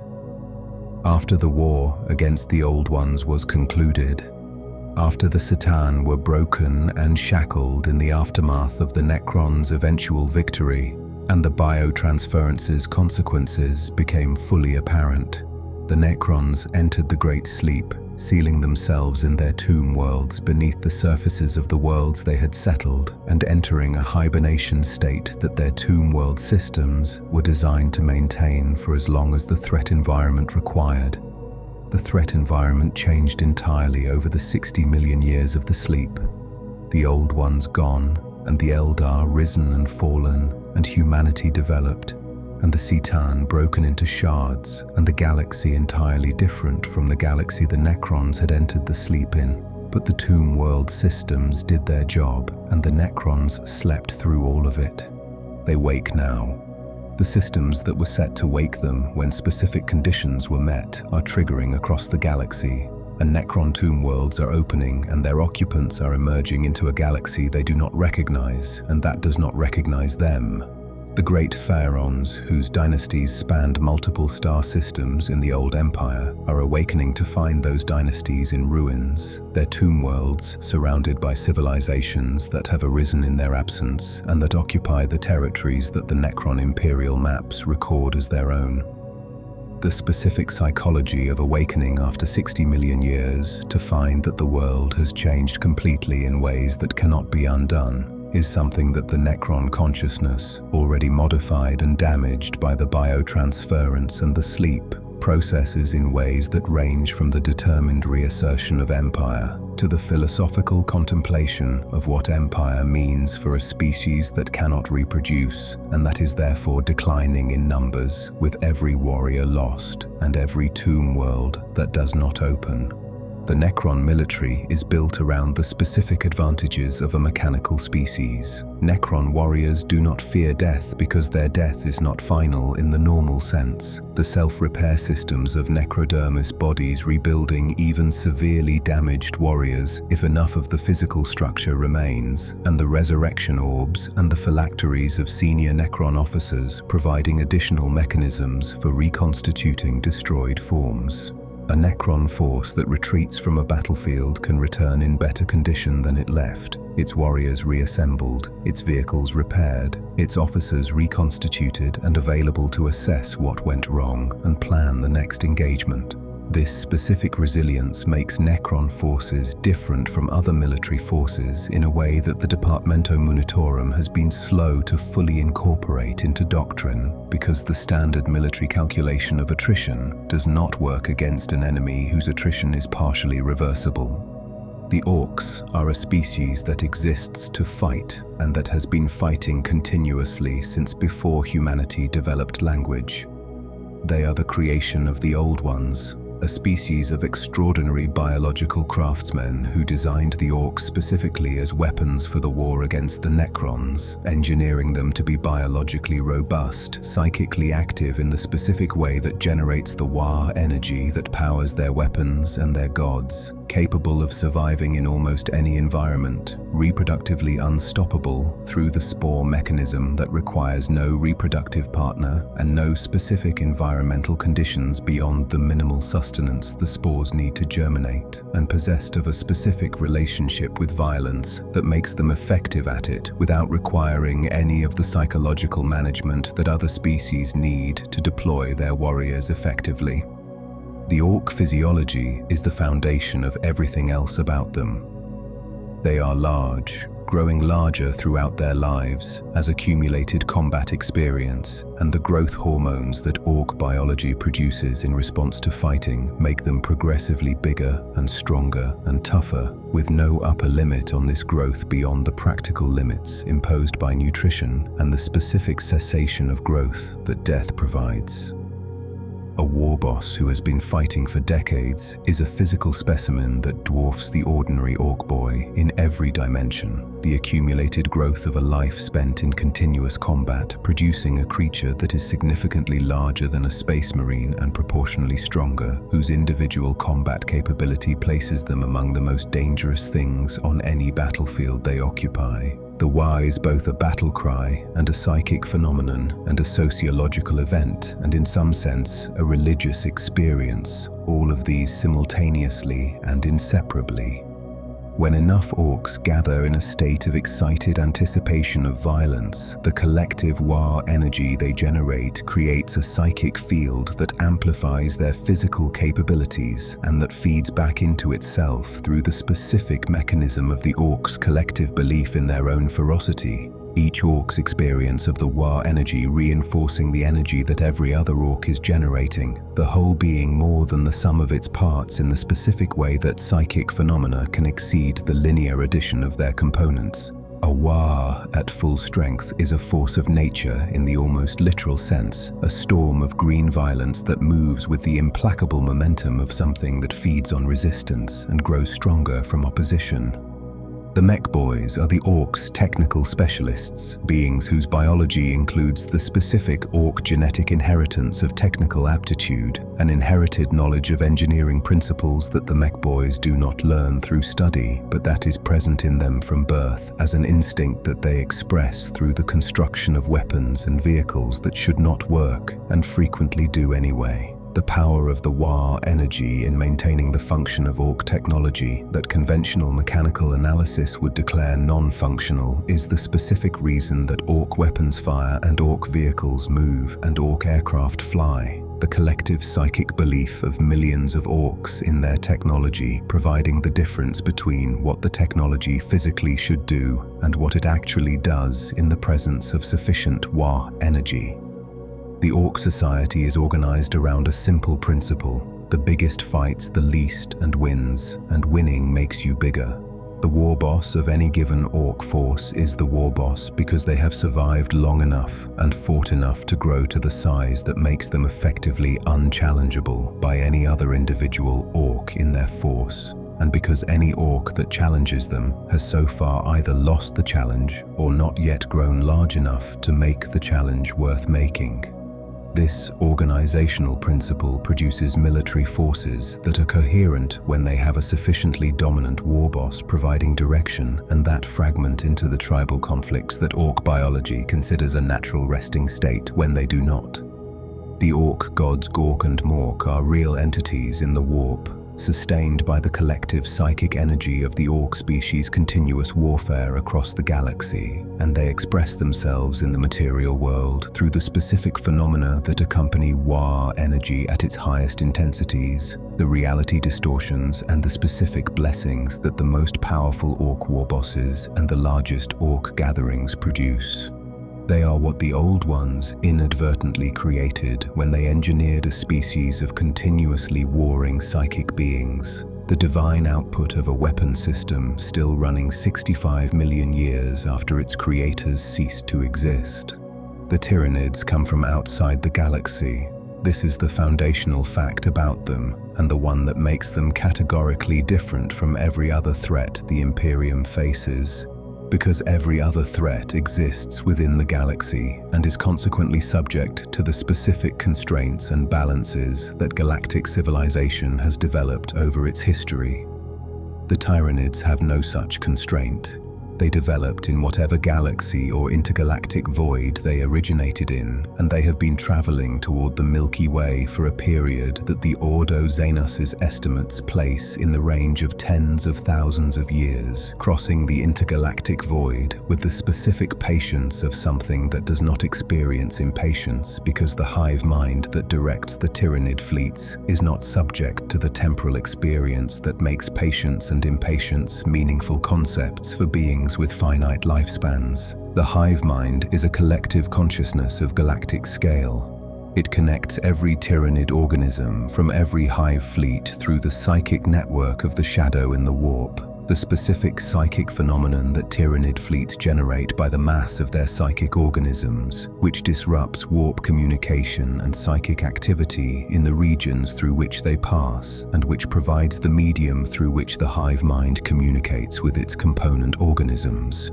Every Tyranid organism is simultaneously a receiver of the hive mind's direction and a transmitter of sensory data back to it, the entire fleet functioning as a distributed sensing and processing network that reports everything it encounters back to the intelligence that directs it. The Tyranid organisms are the products of the most comprehensive biological engineering ever encountered by the Imperium's xenobiologists, forms optimized for specific functions across every conceivable tactical role with the specific efficiency of a design process that has been running for far longer than any comparable program in the galaxy. The Hormagaunts that swarm across the battlefield in numbers that overwhelm defensive fire by the specific arithmetic of more targets than defenders can engage. The Termagants, whose devourers and spike rifles and flesh borers provide ranged fire support in the same overwhelming numbers. The Carnifex, the living siege engine of enormous mass and devastating close combat capability. The Hive Tyrant that commands battlefield forces with the hive mind's authority expressed through a being of exceptional capability and intelligence. The Zoanthrope that channels hive mind psychic energy in focused beams of warp energy that can destroy vehicles. The specific fact about the Tyranid threat that the Ordo Xenos finds most significant for strategic planning is that the Tyranids learn from every engagement and incorporate what they learn into the next generation of organisms. A weapon that is effective against a Tyranid organism type in one campaign may find that organism type has been adapted against that weapon by the next campaign, new biological features addressing the specific vulnerability that the weapon exploited. This adaptive capacity, running at evolutionary speed through the hive mind's direct direction of its organism's biological development, makes the Tyranids the most technically sophisticated biological arms race opponent that the Imperium has ever faced, an enemy that never fights the same way twice because it is continuously improving its fighting based on the results of the fights it has already had. The Genestealer infection cycle is the Tyranids' advanced infiltration program. A Genestealer, a specific organism type designed for infiltration of potential prey species, infects a host through a gland that introduces Tyranid genetic material into the host's genome.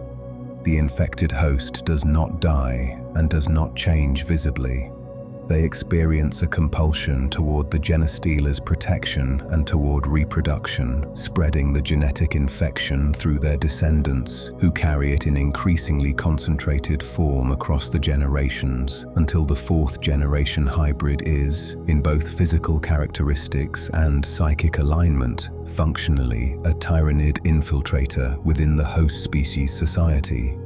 The Genestealer cult that develops from a single infection can, given sufficient time and a sufficient starting population, produce a community of hybrids ready to rise and begin the work of preparing a world for Tyranid conquest from within.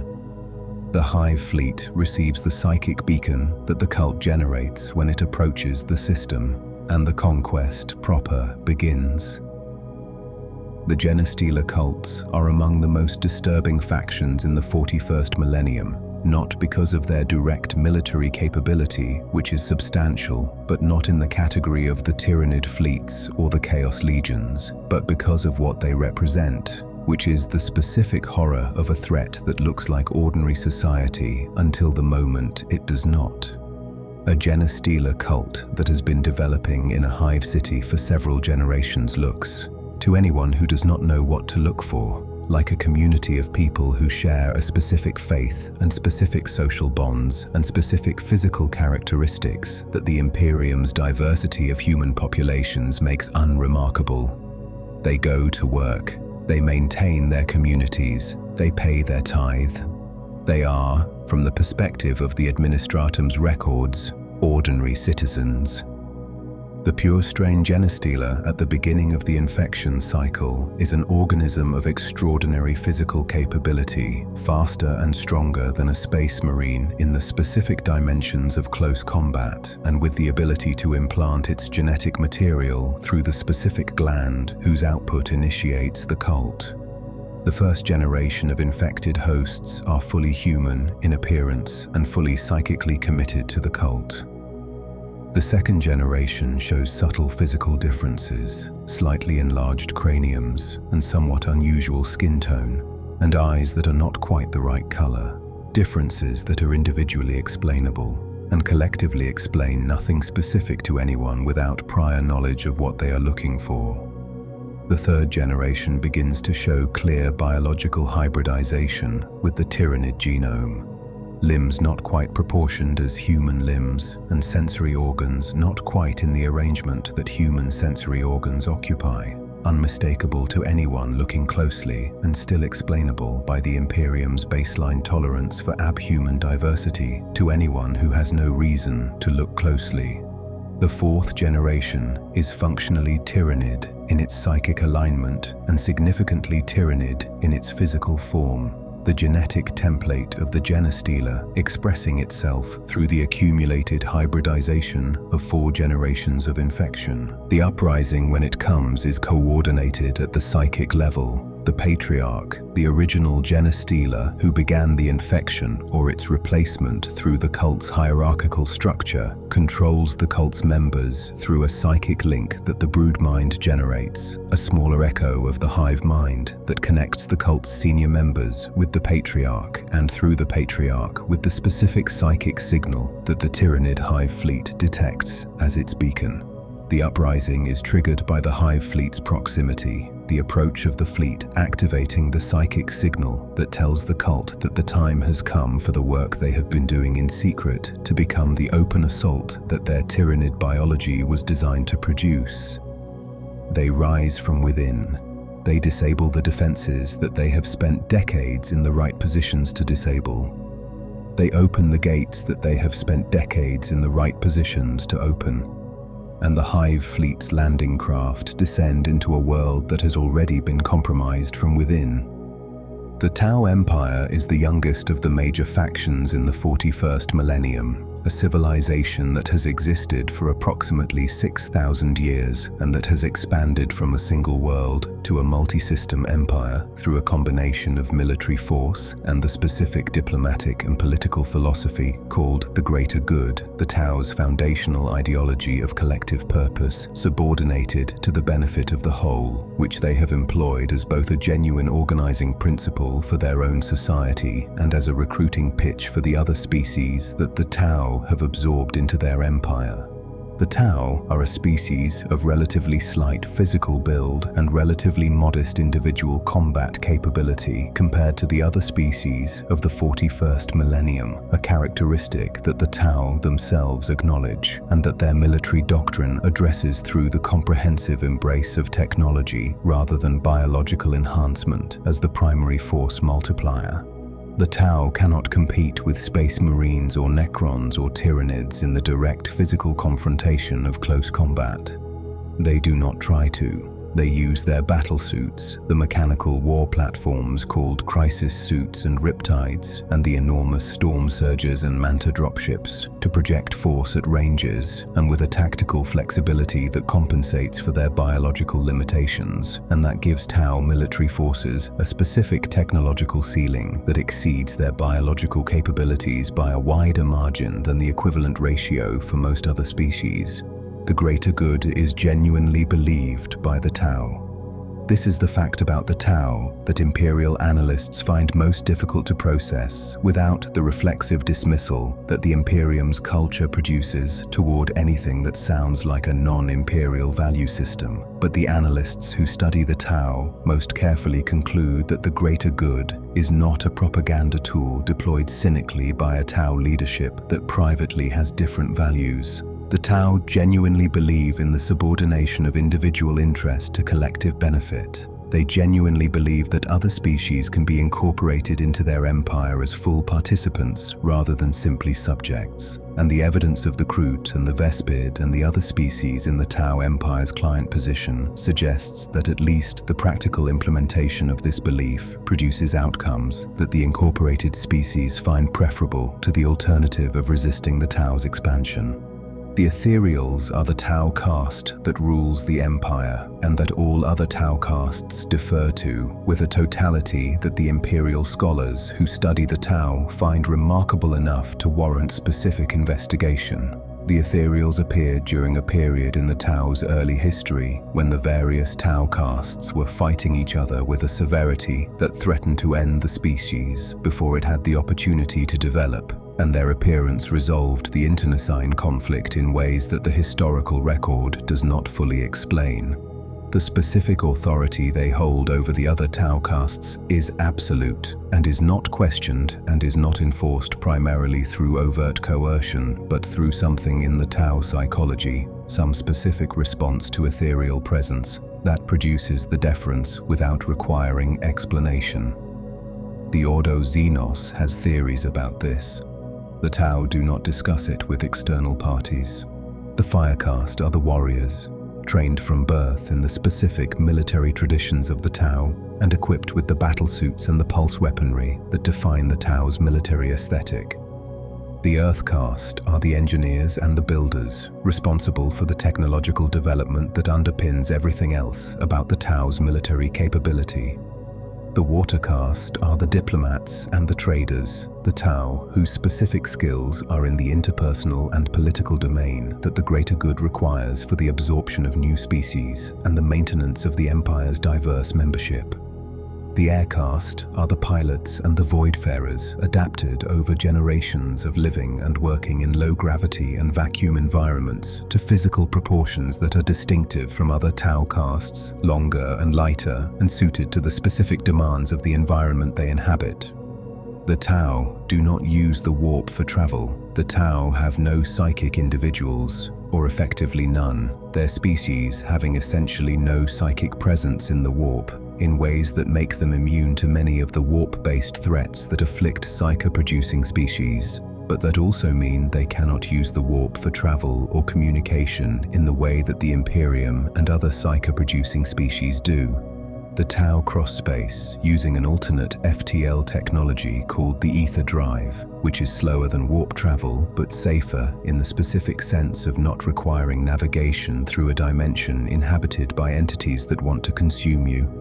The slower speed constrains the scale of the Tau Empire relative to what the Imperium can maintain,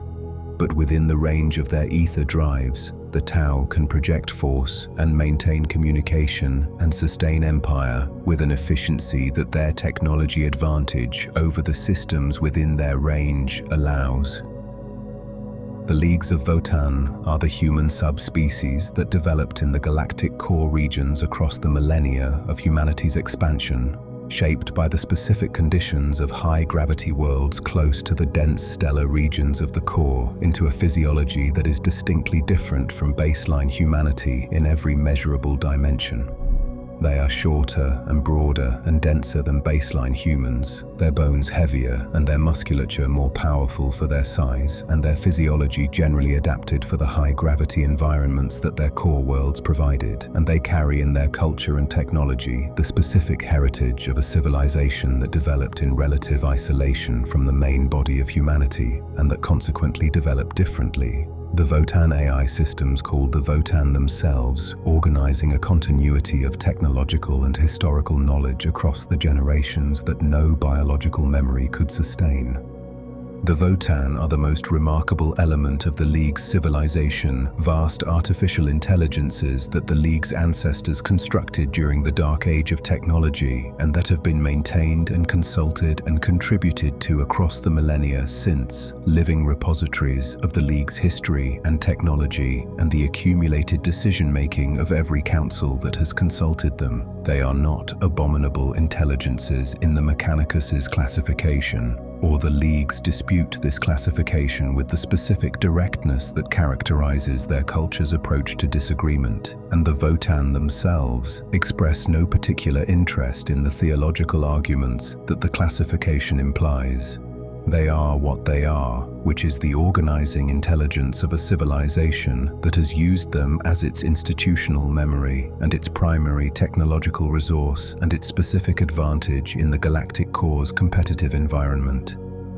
The kin, as the League's members call themselves, are organized into leagues that are associations of holds, the fortress communities that the Leagues maintain on their various worlds. The holds are organized around the specific practical requirements of life in the galactic core, heavily fortified and self-sufficient in ways that reflect the isolation of the core worlds from the larger support networks that mid-galaxy worlds can access. The kin hosts that constitute the League's military forces are warriors of formidable individual capability who are equipped with the specific technology that their Votann have maintained from the Dark Age of technology, weapons and vehicles that in some respects exceed the equivalent Mechanicus technologies because the Leagues have maintained the engineering knowledge behind them rather than simply the maintenance procedures. The League's trade. They mine the core region's resources with the specific expertise of beings who have been doing this for longer than most civilizations have existed, and they carry those resources through space in the transports that their kin pilots navigate through the dangerous stellar environments of the core, and they trade with the worlds that want what they have produced in exchange for what those worlds produce that the Leagues cannot produce themselves. This trading relationship with the wider galaxy is the primary way that most galactic civilizations encounter the Leagues, meeting kin traders rather than kin host warriors, and consequently underestimating the military capability behind the mercantile encounter. The Ynnari are the newest faction in the 41st millennium, a development of the current age that represents something genuinely unprecedented in Eldar history, and that the various established Eldar factions regard with a mixture of hope and profound unease that reflects the specific stakes involved in what the Ynnari are attempting. They follow Inside, the Eldar god of the dead, who exists within the accumulated souls of the Eldar dead in the infinity circuits of the Craftworlds, and their prophet is Yvrain, the emissary of Inside, who carries the god's power and who has gathered followers from every strand of Eldar existence, Craftworld Eldar and Drukhari and Harlequins, united in the specific project of awakening Inside fully.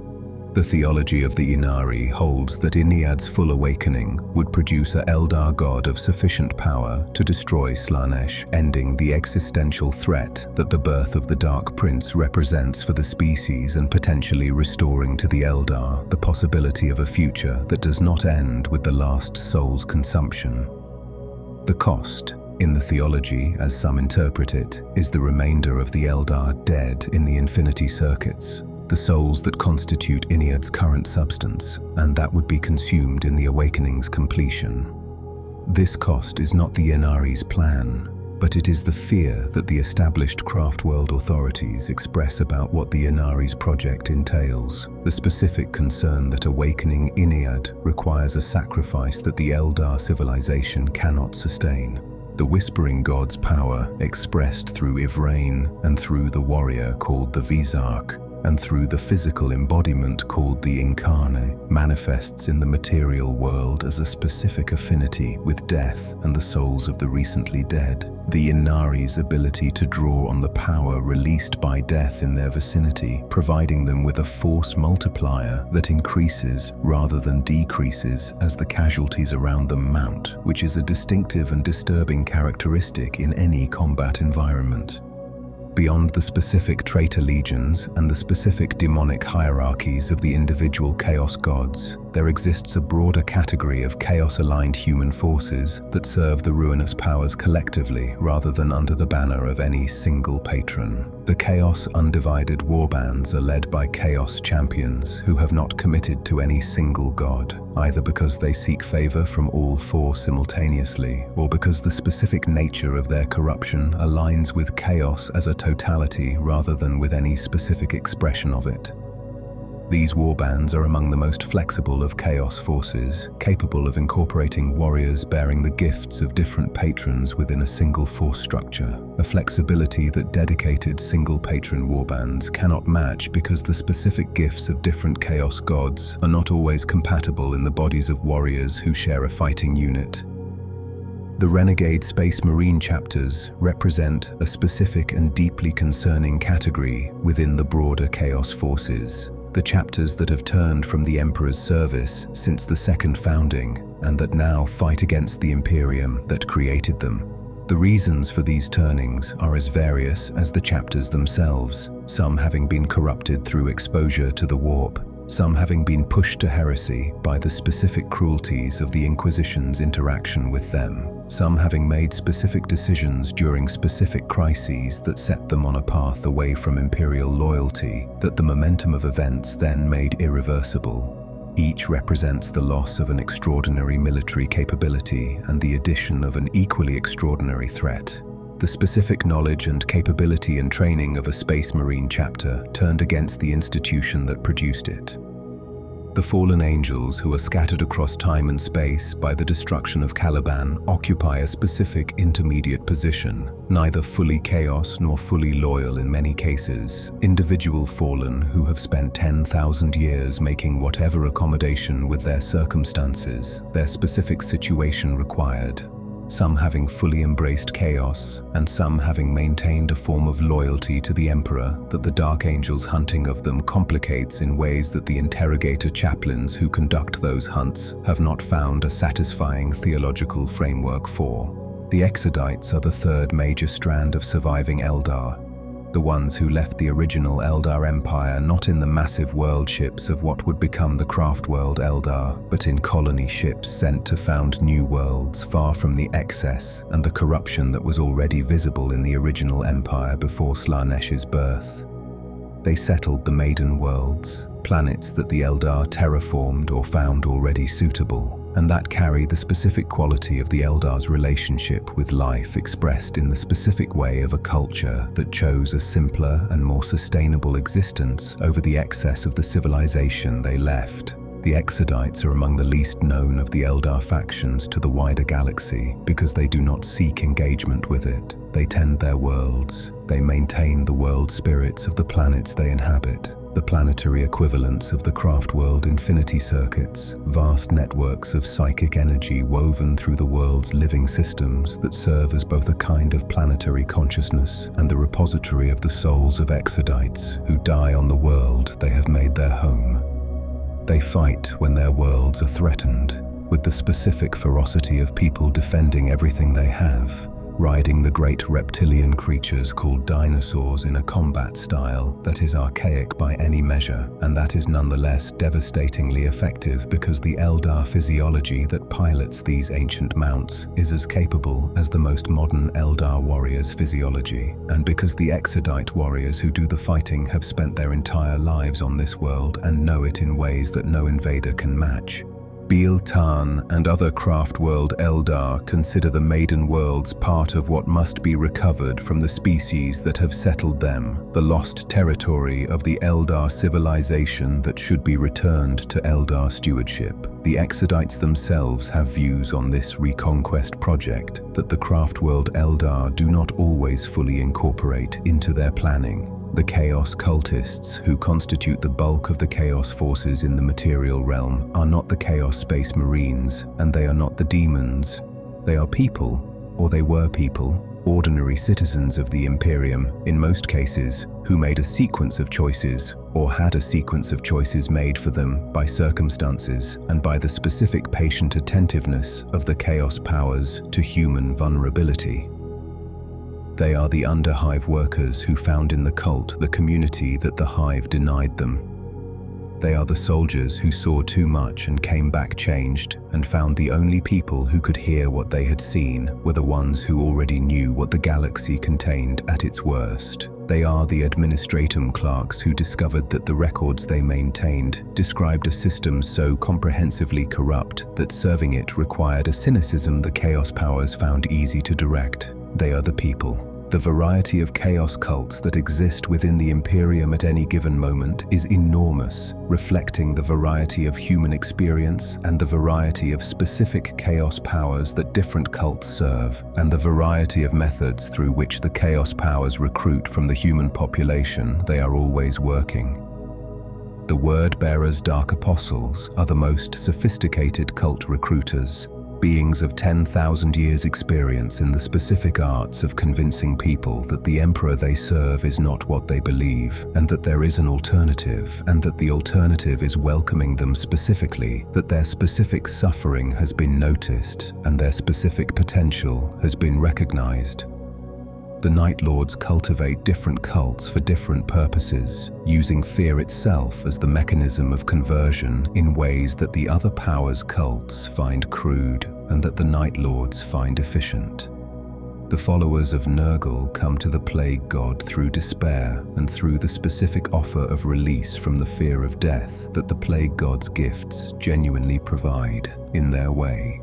The transition from ordinary citizen to chaos cultist to the more fully committed stages of chaos service is not a single event. It is a process, and the process looks from the inside like a sequence of individually defensible decisions made in response to real circumstances, and from the outside like the specific tragedy of watching something inevitable unfold in slow motion toward an end that could theoretically have been prevented at any of a dozen points, and that was not prevented because the preventing required resources or awareness or courage that were not available at those moments. This is the most disturbing fact about the Chaos Cultists. They are not extraordinary people who made extraordinary failures. They are ordinary people who made ordinary failures in circumstances that extraordinary patient forces had carefully prepared to make failure easy and the alternatives difficult. Every faction in the 41st millennium is fighting.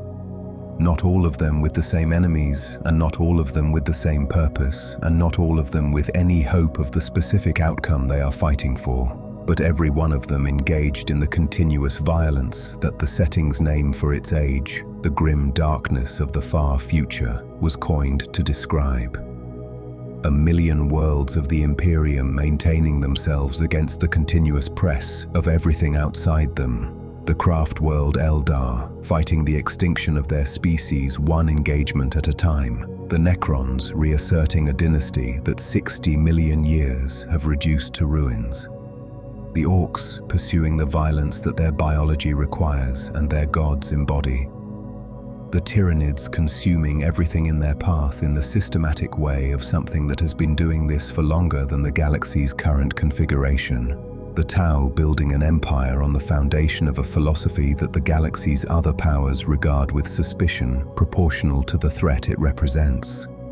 The Chaos Gods growing stronger from every act of violence and every manifestation of the emotions that sustain them, which are the emotions that every faction in this list is producing in abundance.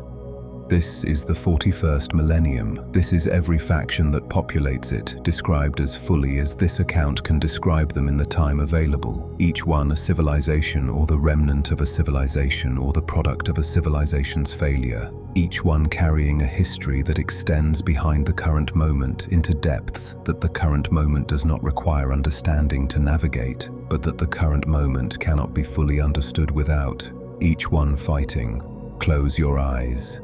The galaxy turns, the factions fight, the stars burn in the void between the worlds where every fraction of this account takes place, indifferent to the violence below them in the specific way of things that are very old and very large and that have watched the species of the galaxy fight and die and be replaced by other species who fight and die in their turn.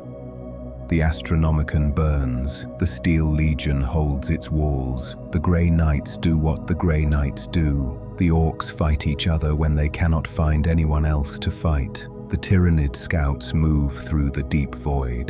the Necron overlords read the star charts of 60 million years ago and plan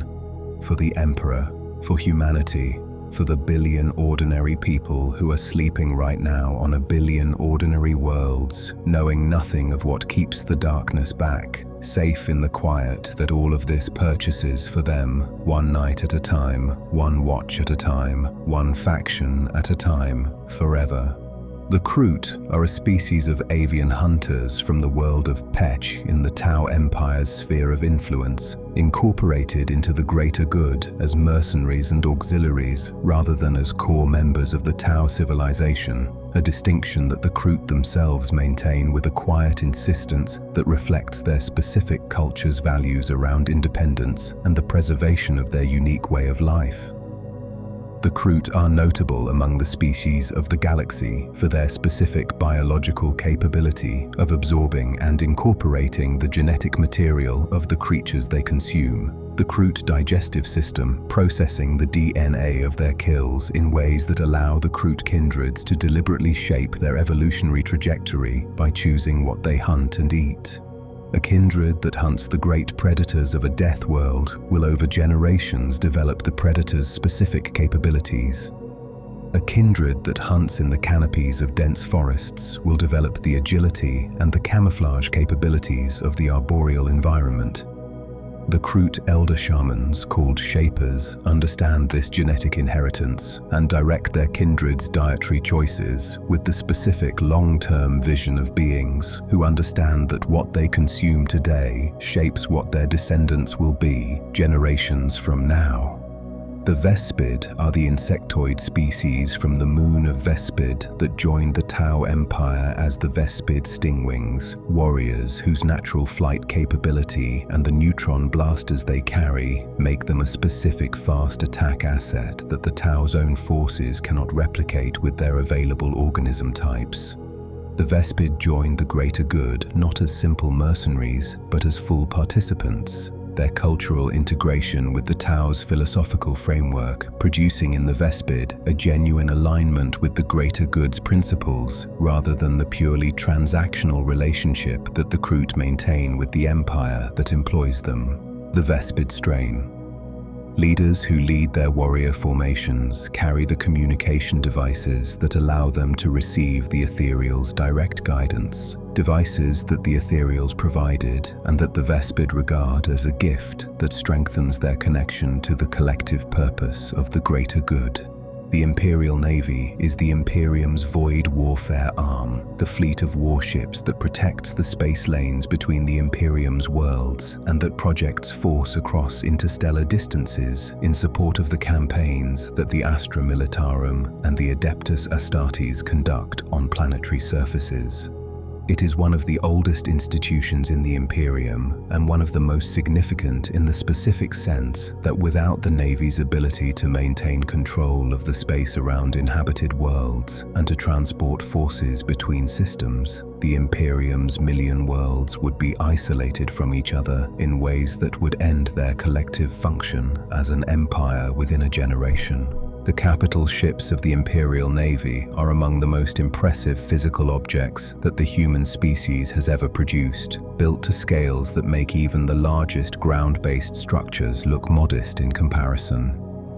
A battleship of the Emperor class displaces millions of tons and carries weapon systems capable of reducing a fortified position to ash from orbit, crew measured in the tens of thousands, and the specific combination of armament and armour and power plant that makes it the most formidable individual weapons platform available to the Imperium's ground forces when they need orbital support. A battleship of this class is also an ancient thing, most of the great vessels of the Imperial Navy having been built during periods of imperial history that possessed greater manufacturing capability than the current age, their maintenance and continued operation representing one of the most demanding technical challenges that the Adeptus Mechanicus faces, each vessel a moving catalogue of technical problems that the Mechanicus manages through prayer and expertise applied in roughly equal measure. The voidsmen who crew these ships are a distinct population within the Imperium, shaped by the specific conditions of void service in ways that centuries of living and working and dying in the artificial environments of starships produces in human populations. They are, in many cases, born aboard the ships they serve on, the generational nature of Navy service having produced dynasty families whose entire social existence is defined by the ship and whose cultural frame of reference is the ship's structure and hierarchy rather than any planetary surface. They are not unusual within the Imperium's broader population in the sense of being exotic or remarkable to themselves. They are the people of the void in the same way that hive city dwellers are the people of the hive, shaped by their environment in ways they do not notice because the environment is all they have ever known. The Space Marine strike cruisers and battle barges that the Adeptus Astartes maintain as their own fleet capability operate in relationship to, but not under the command of the Imperial Navy, the Space Marines' specific independence from the Imperium's conventional command structure, extending to their void warfare capability. A battle barge is the largest warship in a chapter's fleet, designed to deliver Space Marines to a planetary surface through the drop pod deployment that the Adeptus Astartes favors. while also providing the orbital fire support and the fleet combat capability that the chapter's independent operation requires. The relationship between chapter fleets and the Imperial Navy ranges from smooth cooperation to active tension, depending on the specific commanders involved and the specific operational context. The Space Marines' tendency to operate according to their own assessment of requirements, rather than the Navy's coordination framework, being a source of ongoing institutional friction that centuries of working together have not entirely smoothed. The Officio Assassinorum is the Imperium's dedicated assassination service, maintaining the 6 temples of the assassins and providing to the High Lords of Terror and to specifically authorized agents the capability to remove specific individuals from the strategic equation through means that conventional military force cannot replicate with the same precision. The temples each specialize in a different approach to the specific challenge of ending a target's existence, and the selection of the appropriate temple for a specific mission is a decision that requires understanding what the target's specific vulnerabilities are and which temple's capabilities are best suited to exploiting them. The Eversor Temple produces the Eversor Assassins, the most immediately dramatic of the temple's products, beings who have been enhanced beyond the standard Space Marine augmentation level through the specific biochemical cocktail that the Eversor conditioning program employs, turning them into engines of localized destruction that are deployed into a target environment and that kill everything in proximity to the target, in addition to the target itself. An Eversor assassin in a building eliminates the target and everything else in the building, not through any lack of precision, but because the Eversor's conditioning and the biochemical state it maintains them in does not permit the selective restraint that would be required for a more targeted approach. They are weapons of mass personal destruction deployed when the precise single-target elimination of other temples is insufficient for the strategic objective. The Calidus Temple produces assassins who specialize in identity replacement, using the polymorphine drug that allows a Calidus operative to alter their physical appearance with a completeness that allows them to replace a target's confidant or bodyguard, or even, in the most demanding applications, the target themselves, spending months or years in the replaced identity before taking the action that the mission requires. The Calidus Neural Shredder, the weapon that the operative uses when the time comes to end the mission, releases a burst of energy that disrupts the target's nervous system without leaving evidence that can be easily distinguished from natural causes, the specific forensic signature of the weapon being one of the things that the Officio Assassinorum has worked very hard to make difficult for the institutions that might investigate the death to identify. The Vindicare Temple produces the marksmen, the assassins whose specialty is the single shot at extreme range from a concealed position that ends a specific life and leaves the scene before the protection detail has finished registering that something has happened. The Vindicare Sniper is perhaps the most classically recognizable image of an assassin, the lone shooter with the impossible rifle at the impossible range, and the Vindicare Temple's operatives live up to this image in every measurable respect, capable of accurate fire at ranges that exceed any other known sniper capability, and equipped with Exitus rifles that fire specialist ammunition designed for specific target categories. The Colexus Temple produces the most deeply unsettling of the Assassinorum's products, the Colexus assassins who are pariahs, individuals who exist entirely outside the warp's perception, who generate in the psychic medium of the immaterium an absence rather than a presence, a hole in the fabric of psychic reality that psychers and psycher-adjacent beings experience as visceral wrongness and that demons find genuinely threatening in a way that physical weapons do not threaten them. A Culexus assassin targeting a psyker is a specific nightmare for the target, the approach of something that does not exist in the psychic field they rely on for perception, arriving as a growing absence rather than a growing presence, impossible to locate through psychic means and correspondingly impossible to avoid until physical perception detects what psychic perception cannot. The 41st millennium in its current moment is a galaxy in crisis, deeper than any crisis since the Horus heresy itself. The Great Rift has cut the Imperium in half. The cicatrix, maledictum, runs across the galaxy from the Eye of Terror to the far galactic rim, a wound in the fabric of space that separates the Imperium Nihilus, the half without the Astronomican's light, from the Imperium Sanctus that still orbits Holy Terror. The chaos forces that poured through the rift in the aftermath of Cadia's fall have been partly driven back by the Indomitus crusade that Robout Guilliman leads, but partly remains active across vast swaths of territory that the crusade has not yet reached and that exist in a state of grinding emergency that the local forces manage as best they can. The Necrons are waking across the galaxy, each tomb world that opens adding to the Necron military capability while subtracting from the territories of whatever other faction had settled the region around the tomb world while the Necrons slept. The Tyranid threat continues, the hive fleets present in the galaxy still active after the defeats of Behemoth and Kraken and Leviathan, each defeat teaching the hive mind what it needed to know about the specific capabilities that defeated them, with the knowledge incorporated into whatever comes next. The Orks are everywhere they always are. The specific War of Gazgkul Thraka, having departed Armageddon to expand beyond the scale of anything since the Great War, its specific destination and current progress the subject of competing assessments among the Ordo Xenos' analysts.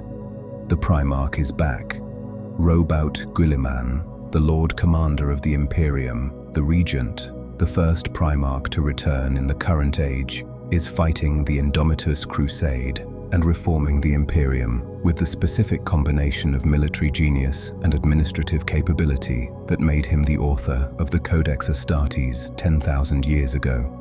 He has introduced the Primaris Space Marines, the result of Archmagos Call's 10,000-year project of developing an enhanced version of the Astartes template, taller and more capable than the standard Space Marine in measurable ways, and produced through a process that addresses some of the specific vulnerabilities of the original gene seed process. He has reformed elements of the Administratum. He has confronted the ecclesiarchy on specific points of doctrine that he finds incompatible with the vision of the Imperium that he is trying to rebuild.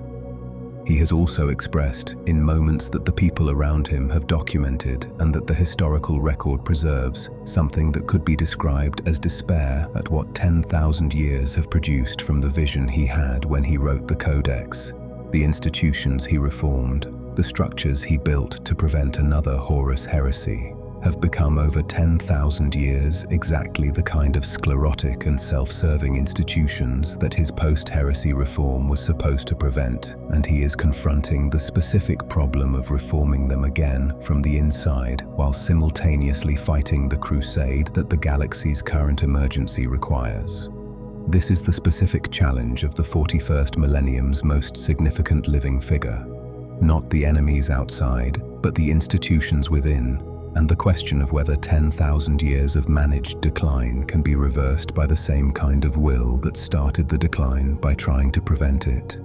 The factions fight on. The galaxy does not resolve. The darkness is not permanent, and it is not temporary, and it is the specific condition of a universe in which enough powerful things exist to prevent any one of them from simply winning, in which the equilibrium is the continuous violence that this account has been describing, and in which the ordinary people on their ordinary worlds sleep and wake and work and hope in the specific human way of beings who do not know the full weight of what surrounds them and who would not be able to bear it if they did.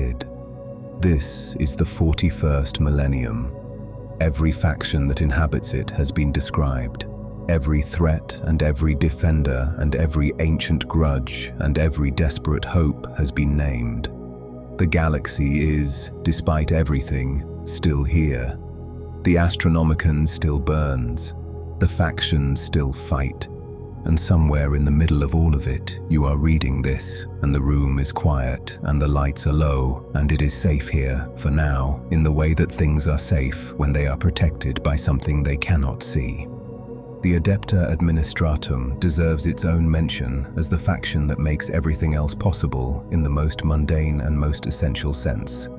The Administratum is the civilian bureaucracy of the Imperium, the institution that manages the administrative functions of governing 1,000,000 worlds, that maintains the census records and processes the tithe assessments and coordinates the logistics of military supply and tracks the 10,000 other categories of information that a functioning empire requires someone to track.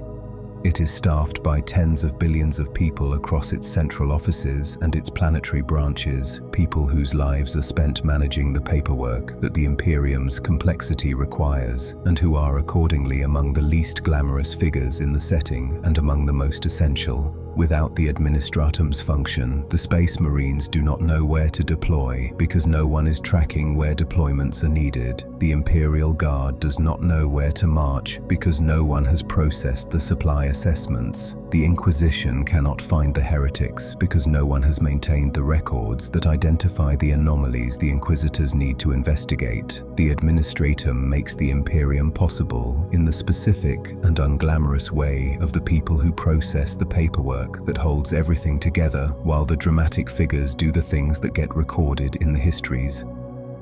The Navigator houses deserve one final note. They are the human faction that is most clearly aware of what the galaxy looks like from the outside of the institutions that dominate it, because their specific ability to see into the warp gives them a perspective on the psychic landscape of the galaxy that no other human institution possesses, and their specific role in enabling warp travel makes them simultaneously indispensable and perpetually at risk from the thing that their indispensability requires them to be in proximity to. The great houses have maintained their lineages and their warrants for 20,000 years, longer than most of the Imperium's institutions have existed, and in those 20,000 years, they have seen the galaxy change in ways that their institutional memory preserves, and that the institutions around them have largely forgotten. They know things about the history of the galaxy that the Administratum's records no longer contain. They see things in the warp that no briefing paper can convey. And they continue to navigate, ship by ship, jump by jump, because the Imperium needs them to, and because the alternative to the Navigator houses doing this work is the Imperium not being able to cross the void, and the alternative to crossing the void is every world of the Imperium facing whatever threatens it alone.